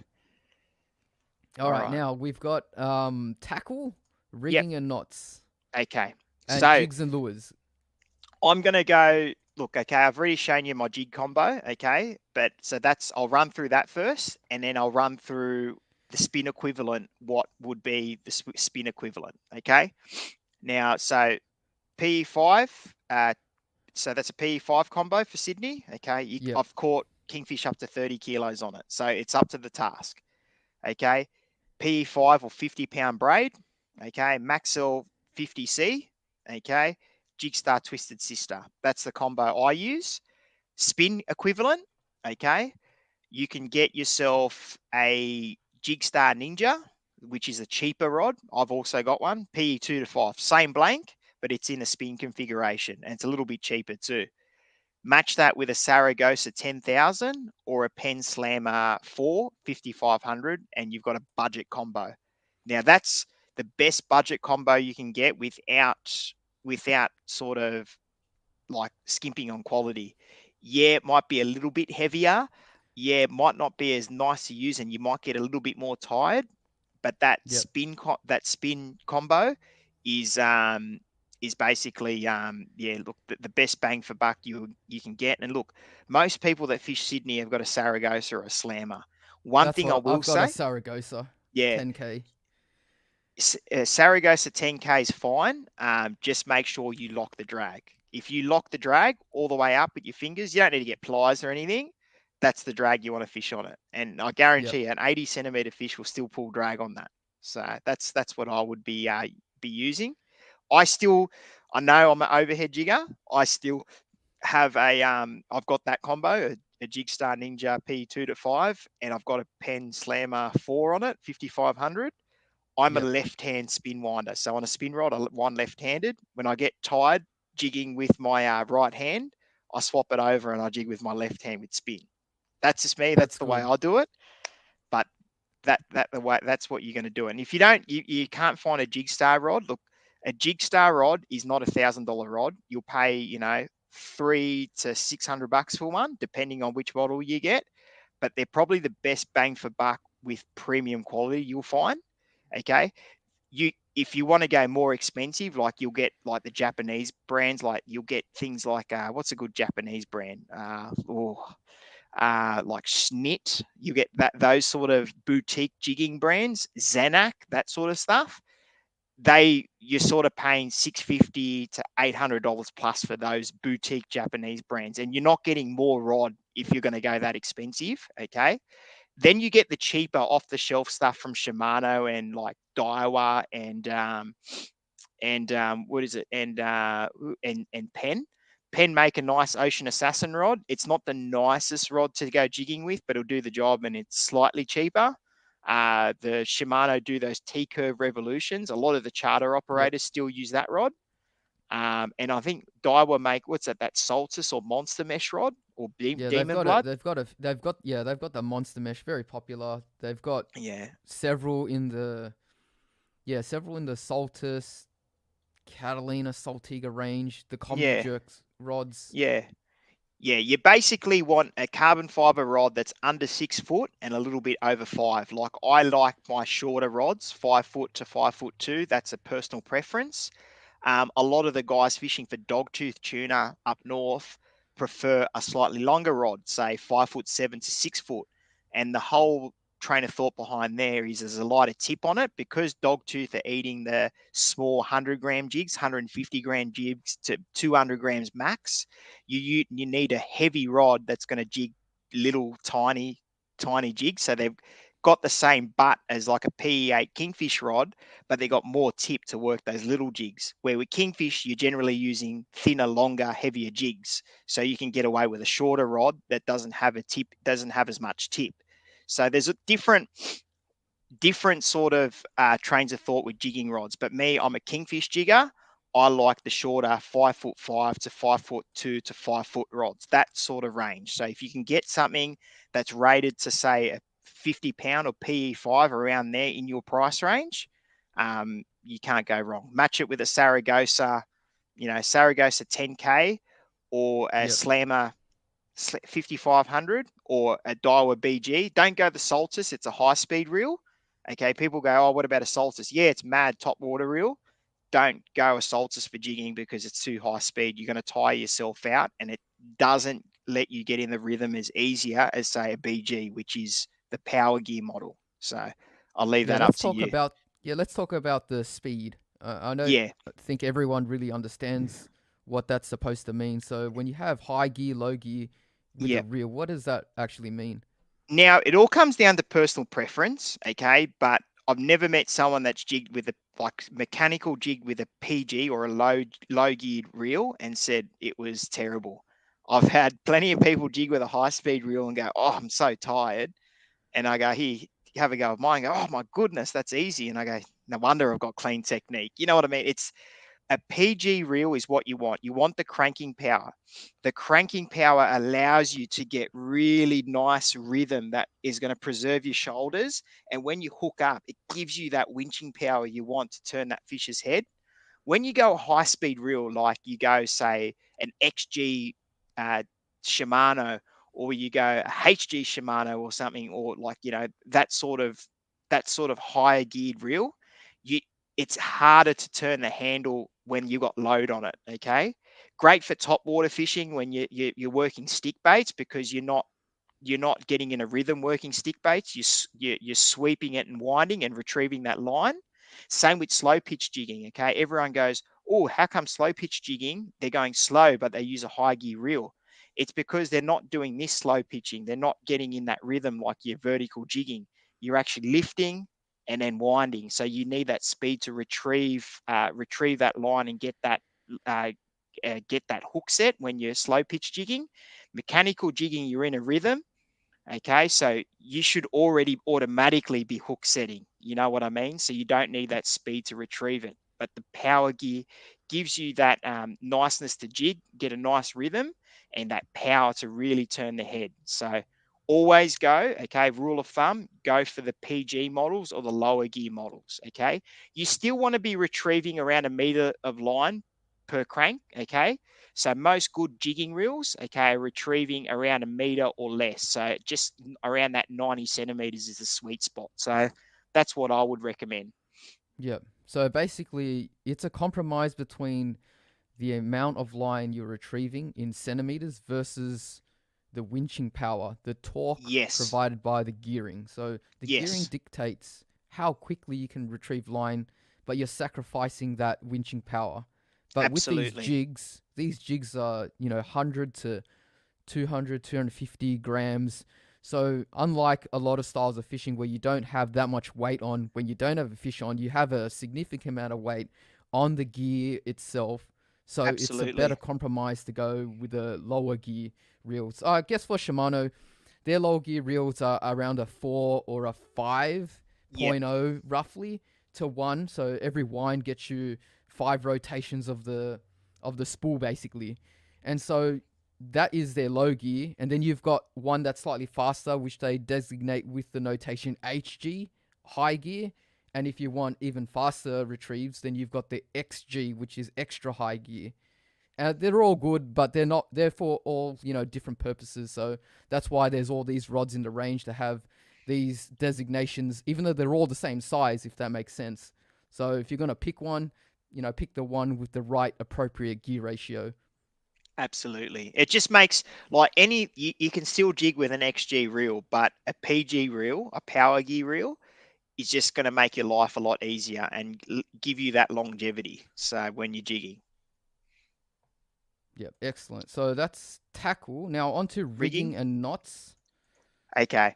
So like I said earlier, okay, vertical jigging is basically a hell for leather type of fishing. You want to be locking up your gear and pushing it. Okay, Yep, a double uni knot, a slim beauty, Albright double isn't going to cut uni. the must. He's not going to cut the mustard here. Okay, Oh no, don't say that. Yeah, yeah, I know what you okay, mean. Yeah, guys, learn an FG knot or learn a PR knot for your main line. Okay. I was gonna bring some granny knots. Oh, they reckon that the terminal knot, the AG chain knot, is all granny knots, all half Oh hitches wow. alternating. So I don't like the AG chain, but Yep. it's apparently 100% knot. So the granny knots is the AG chain is granny knots just tying lots. Well, And, can't knock it now. yeah, but yeah, look, FG or PR knot is the way to go. Look, a lot of people back in the days used to jig for Sydney kingfish with 80 and 100 pound tackle, and they used to go like 100 pound braid jigging kingies out of Sydney, and they'd still get break offs because they were using. And the thing that fixed that, like going down to 50 pound tackle, is the knots. You can fish an FG knot to 98% of its your line's breaking strain. You can tie a PR knot, which is 100%. For Yep. me, right? It, I this is going to sound really silly. I love my FG knots. Okay, that's my all-round knot. But if I've got an audience, okay, if I go on a liverboard fishing charter with a bunch of super rich dudes, I get my bobbin out, I do my PR knots, and everyone's like, "Oh wow, what sorcery is this?" So that's the time I would use a PR knot. The other time I'd use a PR knot is when you want your knot to stay on your reel for an extended period of time. So if you're going to tie one knot for the season, I don't know if many people do that, but they do tie a PR knot. But look, FG knots are the easiest ones to tie, in my opinion, and probably look. There's not much difference in strength between an FG and a PR knot. Like you're talking 2%. So Yep. FG knot, you can fish your tackle as hard as you can and know your knot's going to pop. Okay, so you've got your leader. In Sydney, I use between 60 and 100 pound leader. If the fish are fussy, there's lots of people dropping baits. I drop down to about a 60 pound leader. Okay, but if I want an all round leader, I don't know what's going on. I started around 80 pound. The leader I use, I keep it pretty simple. I use 80 pound Tough Trace by Black Magic. You can go into BCF and buy it. You can go to Anaconda and buy it. It's nothing fancy, but it works. Okay, so that's what I use.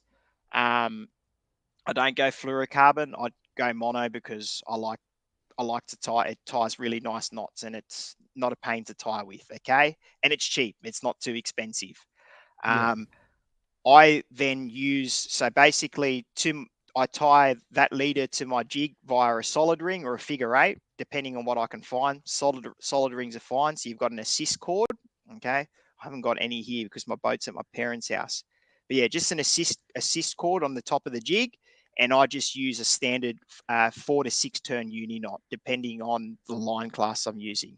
So All nice and right. So simple. the uni knot did come back into the Yeah, equation. uni knot right to there. I used to use those fancy chain knots, but what would happen, right? If I grab the bottom, okay, because it's such heavy tackle, I couldn't break the jig off. Okay, with a uni knot, if you lock everything up and you attach the reef and you borderline break your rod, the uni knot will break and you'll get everything back except your jig.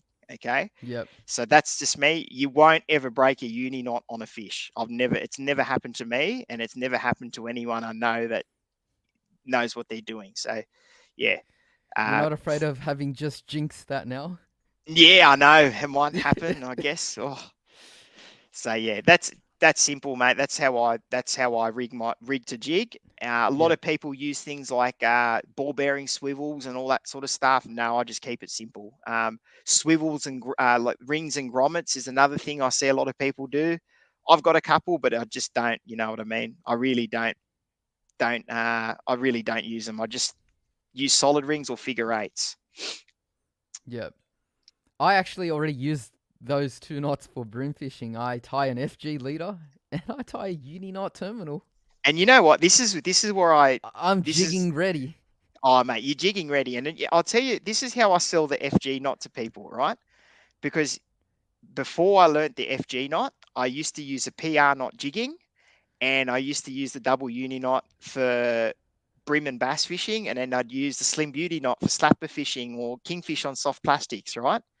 But the thing is, I was learning all these different knots. If I went jigging all season and then did no bream fishing, I'd go back and struggle to tie a double uni knot. Or if I was bream fishing and I'd go back to and snapper fishing and stuff, and I'd go back to jigging kingies, then I'd struggle to tie a PR knot because I haven't tied one in 3 months. Yep. Use the same knots for all your fishing, and you get extremely efficient at tying those knots, and you can tie them in any situation. If you use your FG knot brim fishing, yeah, it takes a little bit longer, but if you get snagged, you're only going to lose your lure. You're not going to use everything. So you just tie another lure on. And if you use your FG knot brim fishing, when you decide to go kingy fishing or stick baiting tuna or chasing a marlin on your jig rod, you use the same knots. Nothing changes. Okay, so you get efficient at tying simple knots. That's the way I look at it. So a little bit of advice for everyone there. Yeah, I've actually I mean I don't consider myself a good knot tire. Otherwise I wouldn't have ended up tying an FG. So I found that all these other leader knots just didn't really work for me. I always lost good fish, mull away, tear in the eye. You know, you know, it's that one fish that makes you feel so demoralized if you lose a mull away. Oh yeah. You could. I don't know if you can tell my heart's breaking thinking about what happened. Anyway, that's why I started progressing through all these knots. I've done it all. I've done the Albright. I've done the Slim Beauty. I've done some weird Japanese knot that looks like a Slim Beauty without a name. I've done all kinds of ways to lock knots. That's changed. Alberto knots, surgeon's knots, and finally I came across this wonderful knot, and it held on a good fish. It was the FG knot, and I stuck with it ever since. We can't say on this podcast what FG stands for, can we? No, no, no, no. But folks, everyone that can put words to those two letters, that acronym, you're On thinking it. the exact same phrase as what we're all thinking about right now. In all honesty, guys, an FG knot and a uni knot will, if you sports fish with braid, you will catch every fish in the ocean on braid with an FG knot and a uni knot. And that's no kidding. So definitely learn it, get efficient at tying it, and you will never look back. I've never known anyone that learnt how to tie an FG knot and was fishing pretty seriously to ever go back to any other knot. Yeah, So now I that's want to just make a small correction here. I mean, all these knots, it just depends how you tie them. I've seen friends use literally any leader knot and have them pull up very comparably to what I'm using, which is an FG. So it just depends on the person. I mean, if you're using Yeah. an Albright and it's working for you, don't just throw another wrench into your system and find a problem where there isn't one. I mean, Nah, I you're right found a there, Shrew. problem with mine because there was a problem. So I had to just keep testing and trialing knots until I found something that worked with the way that I was tying it. But these knots, such as Slim Beauties and Albrights, they're no joke. They're extremely strong. And, if you're not jigging with a 100-pound leader and, PE5 and, doing these ones in the middle of the ocean, 100 meters with a 250-gram lure, basically, maybe you don't need an FG or a PR bobbin to tie a PR knot. So for all those comments that are coming through now thinking, man, I need to change up my knot. No, if you really want to learn a new knot, that's great. I think learning new knots is always great. You get to experience something else that's a little bit different, find out what it's strong at and what it's not. Some knots are very slim, some catch on the guides, some don't have utmost breaking strain, but they're able to retain their strength for a long period of time, and other knots just don't, but they're very strong up front. I can already think of where I'm going to, classify all those knots that I've just mentioned. But if there's one knot that's working for you, and I do still rate the double uni for all those people out there, double uni is still a fantastic knot because you're tying a uni knot anyway. You're not going to make a mistake tying two uni knots to make No, a that's line to right. line connection. But you could make a mistake tying an FG. The FG, you need to tie it under tension. You need to have, tools in some cases as well. So big trade off, and the time to tie it as well. You got to factor that Yeah. in. Yeah. And not like that's the thing. Not everyone's going to be able to tie an FG knot as quick as myself or Shroom can. You know what I mean? Like we're at that stage where it's like tying a double. You can tie, and I can tie an FG knot as quick as most people can tie a double uni knot. You know what I mean? So it all just depends, and you just got to get a knot that you know you're comfortable with. And for me, I'm comfortable with an FG knot. So, but if you guys are comfortable with a double uni knot with your brim fishing and that, definitely don't change. You know what I mean? If you're comfortable with it, but if you want to add something to your arsenal, that's what me and Shroom are saying. There's that little bit of extra that you can do. It's like you can drive to the shops in a Corolla or you can drive to the shops in a Ferrari. You're still going to get there. It's just the Ferrari just might be a little bit nicer, I guess. With the current petrol prices. Hey, if you own a Ferrari, I don't even think you blink at the petrol prices, would you? Oh. All right, Yeah, so now I get we've what you're saying. talked about rigging, knots, the actual jigs themselves. Okay. Now, look, the market of jigs I've seen lately, okay, in the last sort of 5 years, You know has what been we'll more. do? Let's talk about what a knife jig is. I mean, Okay. what is a knife jig? So, knife jig is a long, skinny piece of lead that can be between, say, 150 grams. Sometimes you'll get them to 100 grams, but let's say start at 150 grams up to about, say, over 500 grams. They're a long, skinny, flat piece of lead, sometimes conical or round, depending on what type of jig. It's painted a nice, pretty color, and it's got some really shiny bits on it. And As they all just, lures are, all as lures all are lures shiny do, and they look pretty and catch, they catch anglers. they catch anglers, and they basically in the shape, some of them in the shape of a knife, but just long, skinny bits of lead that are painted shiny to catch kingfish. That's basically in a nutshell how I can describe what a knife jig is. Um, that's the market these days, though. Like a lot of slow jigging has sort of come into fashion. You get a lot of short, fatter jigs. Okay, look, you can catch kingfish on short, fat jigs. You see it all the time, but when you speed jigging, you want to be sticking to the nice long skinny jigs between in Sydney, say 150 to 250 grams, with an all-rounder being about 200 grams. Sometimes in some really deep spots or some heavy current, you might want to go up to about a 300 grams. And then if you're really hardcore and you want to chase a real big one, and you know there's big ones around, drop a 400. But there's only how many drops you can do at 400 grams. Not too many. Going by Alf's comment, he said 6 before he was lying down on the side of the boat or something. So yeah, it look the What thing about the about shape? Yeah, what about the shape of them? That you know how they're cut with like one edge being, I don't know. I don't want to use this word, but like the gradient of the side. can I just quickly run and grab my jig bag? I just realised I've got my jig bag here. Let Yeah, me go get Rob ahead. jig Go bag. I'll ahead. show you. Yeah. Yeah, because I've always wondered about that because you know how you've got the jigs and you've got one side of it and it's a bit thicker than the other side. Sometimes you've got the eye on the thick side. Sometimes you've got the eye on the long slender side, and you've got maybe two assist hooks on each side, and there's a lot of a couple of split rings here and there. For the average angler, how do you decide how to tie which side? I mean, does it even matter? I mean, for the slow jigs, I kind of tie it in the way that I have the short side.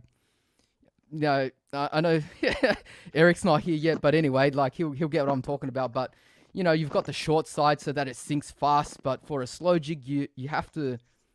I mean, this is not the podcast for it, but like if you thumb the spool, it slows down the fall of the jig, but it keeps up right and it just sinks faster. Oh, there you are. I was just talking about slow jigs and just some random Ah, stuff till you yeah. got back. I'll just try to get Thinking, the best example of a Sydney kingfish jig. Okay, I've got plenty in here. There's no shortage of jigs in my yeah. box, Now, but while you get that up, this comment, Nikhil, how's it going, mate? We did try to get one jigging at the peak. So, we did a video going out that way, and I think I jigged up a leather jacket in the ass. So that was my attempt at getting a kingy. Oh, that was funny. It was hooked on the it was hooked at the back. So when I pulled it up, the resistance was just so high.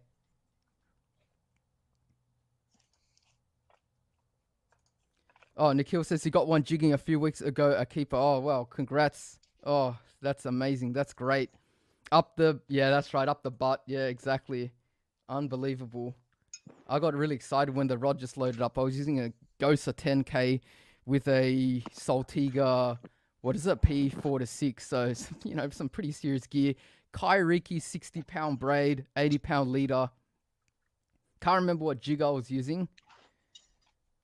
I think it was a knife jig. Yeah, I think it was one of those cheap knife jigs that I got from BCF. But yeah, hooked one of them. How are those jigs looking, Eric? I've got them. Yeah, all right. Let's have a look at them. Okay, so basically that's what a knife jig is.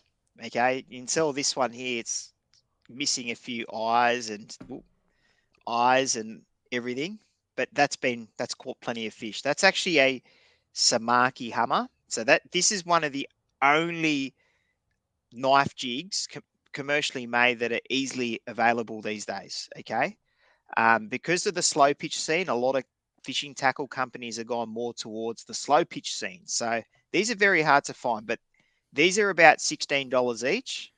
Okay, and they come rigged. I don't like to use the assist cords they come with, but they'd still work if you're on a budget. But I like to make my own assist cords.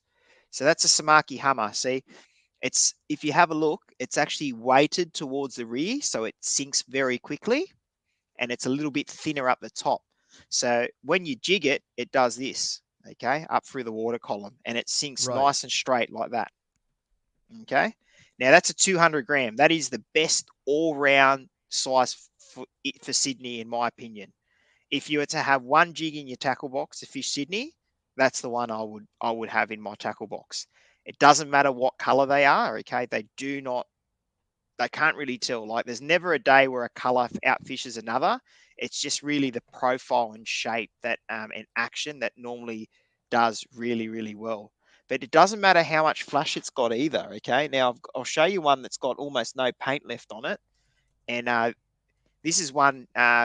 This is one from AliExpress. Okay, so even cheap jigs fish as well as the expensive ones. It's not like a lot of other forms of fishing where the expensive lures do really well because they all look the same down there. But this Yep. one's off AliExpress, and you can see that there's just no paint left on it. I had a I was about to day out say at, that about the previous jig. It looked like you had caught plenty of fish on them. yeah, this one here's even bent through the bottom, but it still catches plenty of fish. So I actually like this one that much. I'm actually half tempted to get the lure making kit out and actually respray it. But yeah, that's 250 grams. So I like a slightly heavier jig, even though I say 200 is the most all round size. Yep. I personally, I've got the level of fitness to fish it. I like a 250-gram jig personally. So another jig I like is a spike jig by River to Sea. They don't make these any. Oop, geez, they don't make these anymore. Okay, so you can still find them, but they're not readily available. This 220 is like one of my favorite jigs. I literally got probably 30 of them. Some of them have got no paint left on them. I How do you haven't got. carry around 30? That must be so heavy. Oh yeah, like so. I just to put things in perspective, when I go fishing, I've got between 8 and 12 kilos of jigs on me. Oh, So it's that's not incredible. it's not hard to do considering something like Oh, this is 330 yeah. grams or Oh, I guess I keep forgetting that you're on a boat. Otherwise, if you're just lugging that around, that's just 400 grams. you're getting a workout. So yeah, you do. That's just you're getting the workout jigging, but that's a really good jig. Okay, if you find these in tackle shops, buy them all because they don't make them anymore. Um, and my all-time favorite jig. Okay, so my favorite jig that I've caught, my biggest kingfish in Sydney is one of these. This is called it's made by a boutique jigging company called Jigging Master. They're from Taiwan, and this is called a Jigging Master Rocket. This here, it's even though it's nice and heavy, its profile is very easy to work through the water column. Okay, rear-ended as well, so rear-weighted, so they sink really quickly. Okay, especially when you're fishing high current areas. I don't know what it is. And if you look through my Instagram, you'll see plenty of kingfish with a JM Jigging Master Rocket hanging out of their mouths. And my biggest kingfish in New Yep. Zealand was caught on a spike. I've actually got that jig in here somewhere. It's actually this exact jig. This is the jig I caught my biggest kingfish in New Zealand on. So that's 320 grams, Yep. and that's a River to Sea spike. So, like you get a couple of ways to rig them. You can rig the assist off the front, and it sort of flutters because of the shape. It sort of flutters down, like it doesn't just plummet. Or if you're in high current areas, you can flip it, rig it from the top, and then you got a rear-ended jig, and it goes down quick. So That's good. it, there's all That different answers ways my you can rig question them. on how to rig it, which side and Yeah, etc. etc. yeah. Generally, look with the rear end, you can rig it that way if you wanted to get that spike profile from a rear-ended jig because they don't make Yep. spikes anymore. But yeah, generally, if I've got a rear-ended jig, I like to fish it, yeah, with the heavy end down first. So and If you've only got one assist on the jig, yep. where would you tie it to your setup? So I always use one single assist. Okay, Oh, right. Okay. Yep. I never use more than one. Yep. Okay, because mainly kingfish are a predator with no teeth. They do have teeth, but they don't have cutting teeth. So they have to swallow their bait fish head first, so it folds all the fins down. So they're always going to hit your jig head first. I just rig one assist off the front. Okay, Yep. if my favorite hook on the planet to rig an assist hook is a Owner SJ4190, and I use that in all my jigs. Okay, so Yep. it doesn't matter how big it is, how fat it is, I always use the SJ4190. If you like a BKK, a 90 deep BKK does the same thing. Okay, so I it gets expensive because sharks, leather jackets, that sort of thing, the reef. Very rarely ever had a kingfish reef me of late. But mate, I've gone to buying all my Nino jigging hooks from AliExpress and buying 100 at a time. Okay, and they might not look as cool, but they've done the job. I've never broken one on a kingfish, that's for sure. And just Yep. one assist off the top because it's an assist and it's waving. A kingfish doesn't need to grab it for you to get a hook set. Kingfish are induction feeders; they actually suck in their prey. So when the jig's doing this and the assist cord's dangling around, when they come in to eat it, they induction feed, and it's like they suck in the assist cord into their mouth, and as you're jigging, you set the hooks. So that's what I find. One assist cord. You get these guys that are rigging them off the bottom, and I don't know how, because they land straight into the reef like that. You find that they'll hook into the reef, and you'll get snagged. And good luck breaking PE5 with good knots. Yep. Slow pitch jigs are a little bit different, where they rig them like that, like they've got the assist cords hanging off the top. But a slow pitch jig falls this way. Assist cord, it doesn't sink down vertically like that. So Yep. technically, if it hits the bottom, it should have its assist up like that. But I'm not a slow pitch jigger, so I shouldn't be giving Yeah. that advice. But I thought I'd differentiate that. Yeah. For the slow pitch, it flutters on the side, so Yeah, then it hits it on the side. Kingfish like to hit the bait from the head first, yeah, and so when you're going yeah, up quick, they're not trying to hit the tail like Taylor and try to cut off the yeah, tail. They're yeah, going for the kill. They're trying to get the head first so that they can swallow it. So yeah, it does absolutely. make sense to have the assist right at the top. That's really good. Yeah, All right, so now that's how I rig them. yeah, now let's. Well, you want to talk about preparing kingfish to finish up with? Okay, so what I want to do, just to finish up with, is how, if you want to look, I'm not against of taking a kingfish home for a feed. Okay, like, yeah, I'm a serious sports fisherman, but I take home a feed. I'm sure Shroom does too. Okay, don't need, In my next catch and cook when it comes. yeah, guys, really, okay, like, if in New South Wales you're allowed to keep kingfish from 65 centimeters, okay. If you want a good feed of fish, you don't need to keep more than two, in my opinion, okay. And like, if you keep one over a meter, like, people go, I don't kill meter fish. Look, if you want to keep one over a meter, like, by all means take one over a meter. I prefer to let them go over a meter. That's just me. I like to keep fish. I find the best eating kingfish are between sort of 80 and 90 centimeters, that sort of range. That's one I like to take home.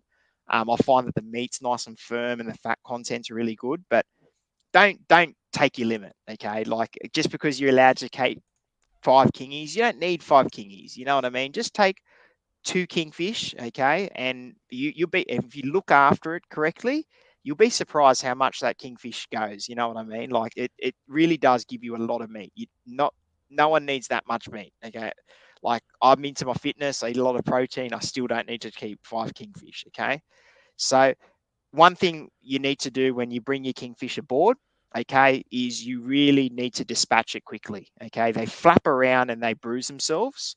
So you want to make sure you're dispatching it quickly. I personally use a priest, so a small baton, and I give it a nice sharp knock to the head. Okay. I don't like the idea of sticking a knife into its brain in a rocking boat, because I don't want a knife going into my hand accidentally, because I'm in a small boat. But if you prefer to ikijimi with a knife or a spike, by all means do that. I use a percussive priest. That's what I use. Second thing I do is I cut its throat to bleed it. Okay. I get the deck wash hose, or I get a bucket of water, and I rinse all that blood off. Okay. Next thing I do is I cut its gills and guts out, and I wash the gut cavity out. Then this is all with seawater. Then I basically put it in an ice slurry. So basically a bag of ice with a bit of seawater, so you make up a nice slurry, and I chill the kingfish down in that. And if you look after it like that, it just becomes just great eating. Sashimi, unbelievable. Seared, unbelievable. And if you have to freeze it and defrost it, makes good little fish nuggets and stuff like that. But definitely look after your catch. Don't just let it sit there on your deck. Okay, respect what you're taking, because if you were to buy that quality fish from a fish market, it's going to cost you a pretty penny. So that's what I'd like to say, just to finish up what I was That's saying good about because kingfish. I seriously don't look after my fish, obviously because I rarely keep any. The last Yeah, kingfish that I kept tasted like pretty bad. It didn't yeah, taste good. I guess I just threw it into the ice bucket and that was it. Just put into the esky and just let it sort itself out. I really should have oh, bled it. yeah, Really should have. definitely bleed them. They're Yeah. prime eating if you look after them, but they're just one of those fish. If you don't look after them, they just, I don't know, just they're just not the same. You know what I mean? If I could put it that way. Yep. Yeah, but they All are. right, Eric. Any last things you want to talk about? I really No, appreciate the time and coming onto the Shroom Light podcast. oh, mate, It's anytime. I And love talking fishing. this has been a great listen, and I was thoroughly engaged, and I learned heaps here too. So hopefully everyone that's listening here on the Shroom Life podcast found this just as educational. I mean, I did yap on a little bit at the start just to get the show going, but having you here, it was a pleasure, mate. Oh, mate, anytime, Shroom. So, but yeah, look, if anyone wants to get a hold of me, you got other questions or whatever, just hit me up on Instagram, That's Fishsthetics. right. So how can people get in touch with you? Look, Instagram's easy. My page isn't on private. It's just it's open to the public. I do more lure making these days. I get more lure making questions than I do like fishing questions these days because I spend a lot of time on the workbench as well. But yeah, look, Fishsthetics on Instagram. I'm also a garage lure maker. So if anyone likes pretty looking stick baits, you know what I mean, hit us up. So Awesome. And I will be including the link to his Instagram page in the description if I haven't already. I think I have. But otherwise, guys, thanks for coming tonight on the Shroom Live podcast. If you know or if you enjoyed this type of presentation, this type of podcast, I'll try to get more guests on. I'm happy to do the solos and continue that if you guys really want that. But I'm also happy to bring on some experts to talk about interesting things on a Saturday night, especially, so that we can continue to talk fishing. And if you don't catch it, of course, it's going to be uploaded onto the podcast platforms, Spotify, Apple Podcasts, Google Podcasts, the rest of those popular ones as well. But if you want to catch it in video format, definitely you can catch it right here on YouTube. So guys, that's it from me. This is a Shroom signing out. And make sure you catch up to the Level 1 Angler series that I've been doing, which is a pre-recorded offline series through the podcast. So it's been coming along pretty well too, and always open to advice and suggestions. And of course, make sure you check out the weekly Thursday vlog. Catch you guys next time.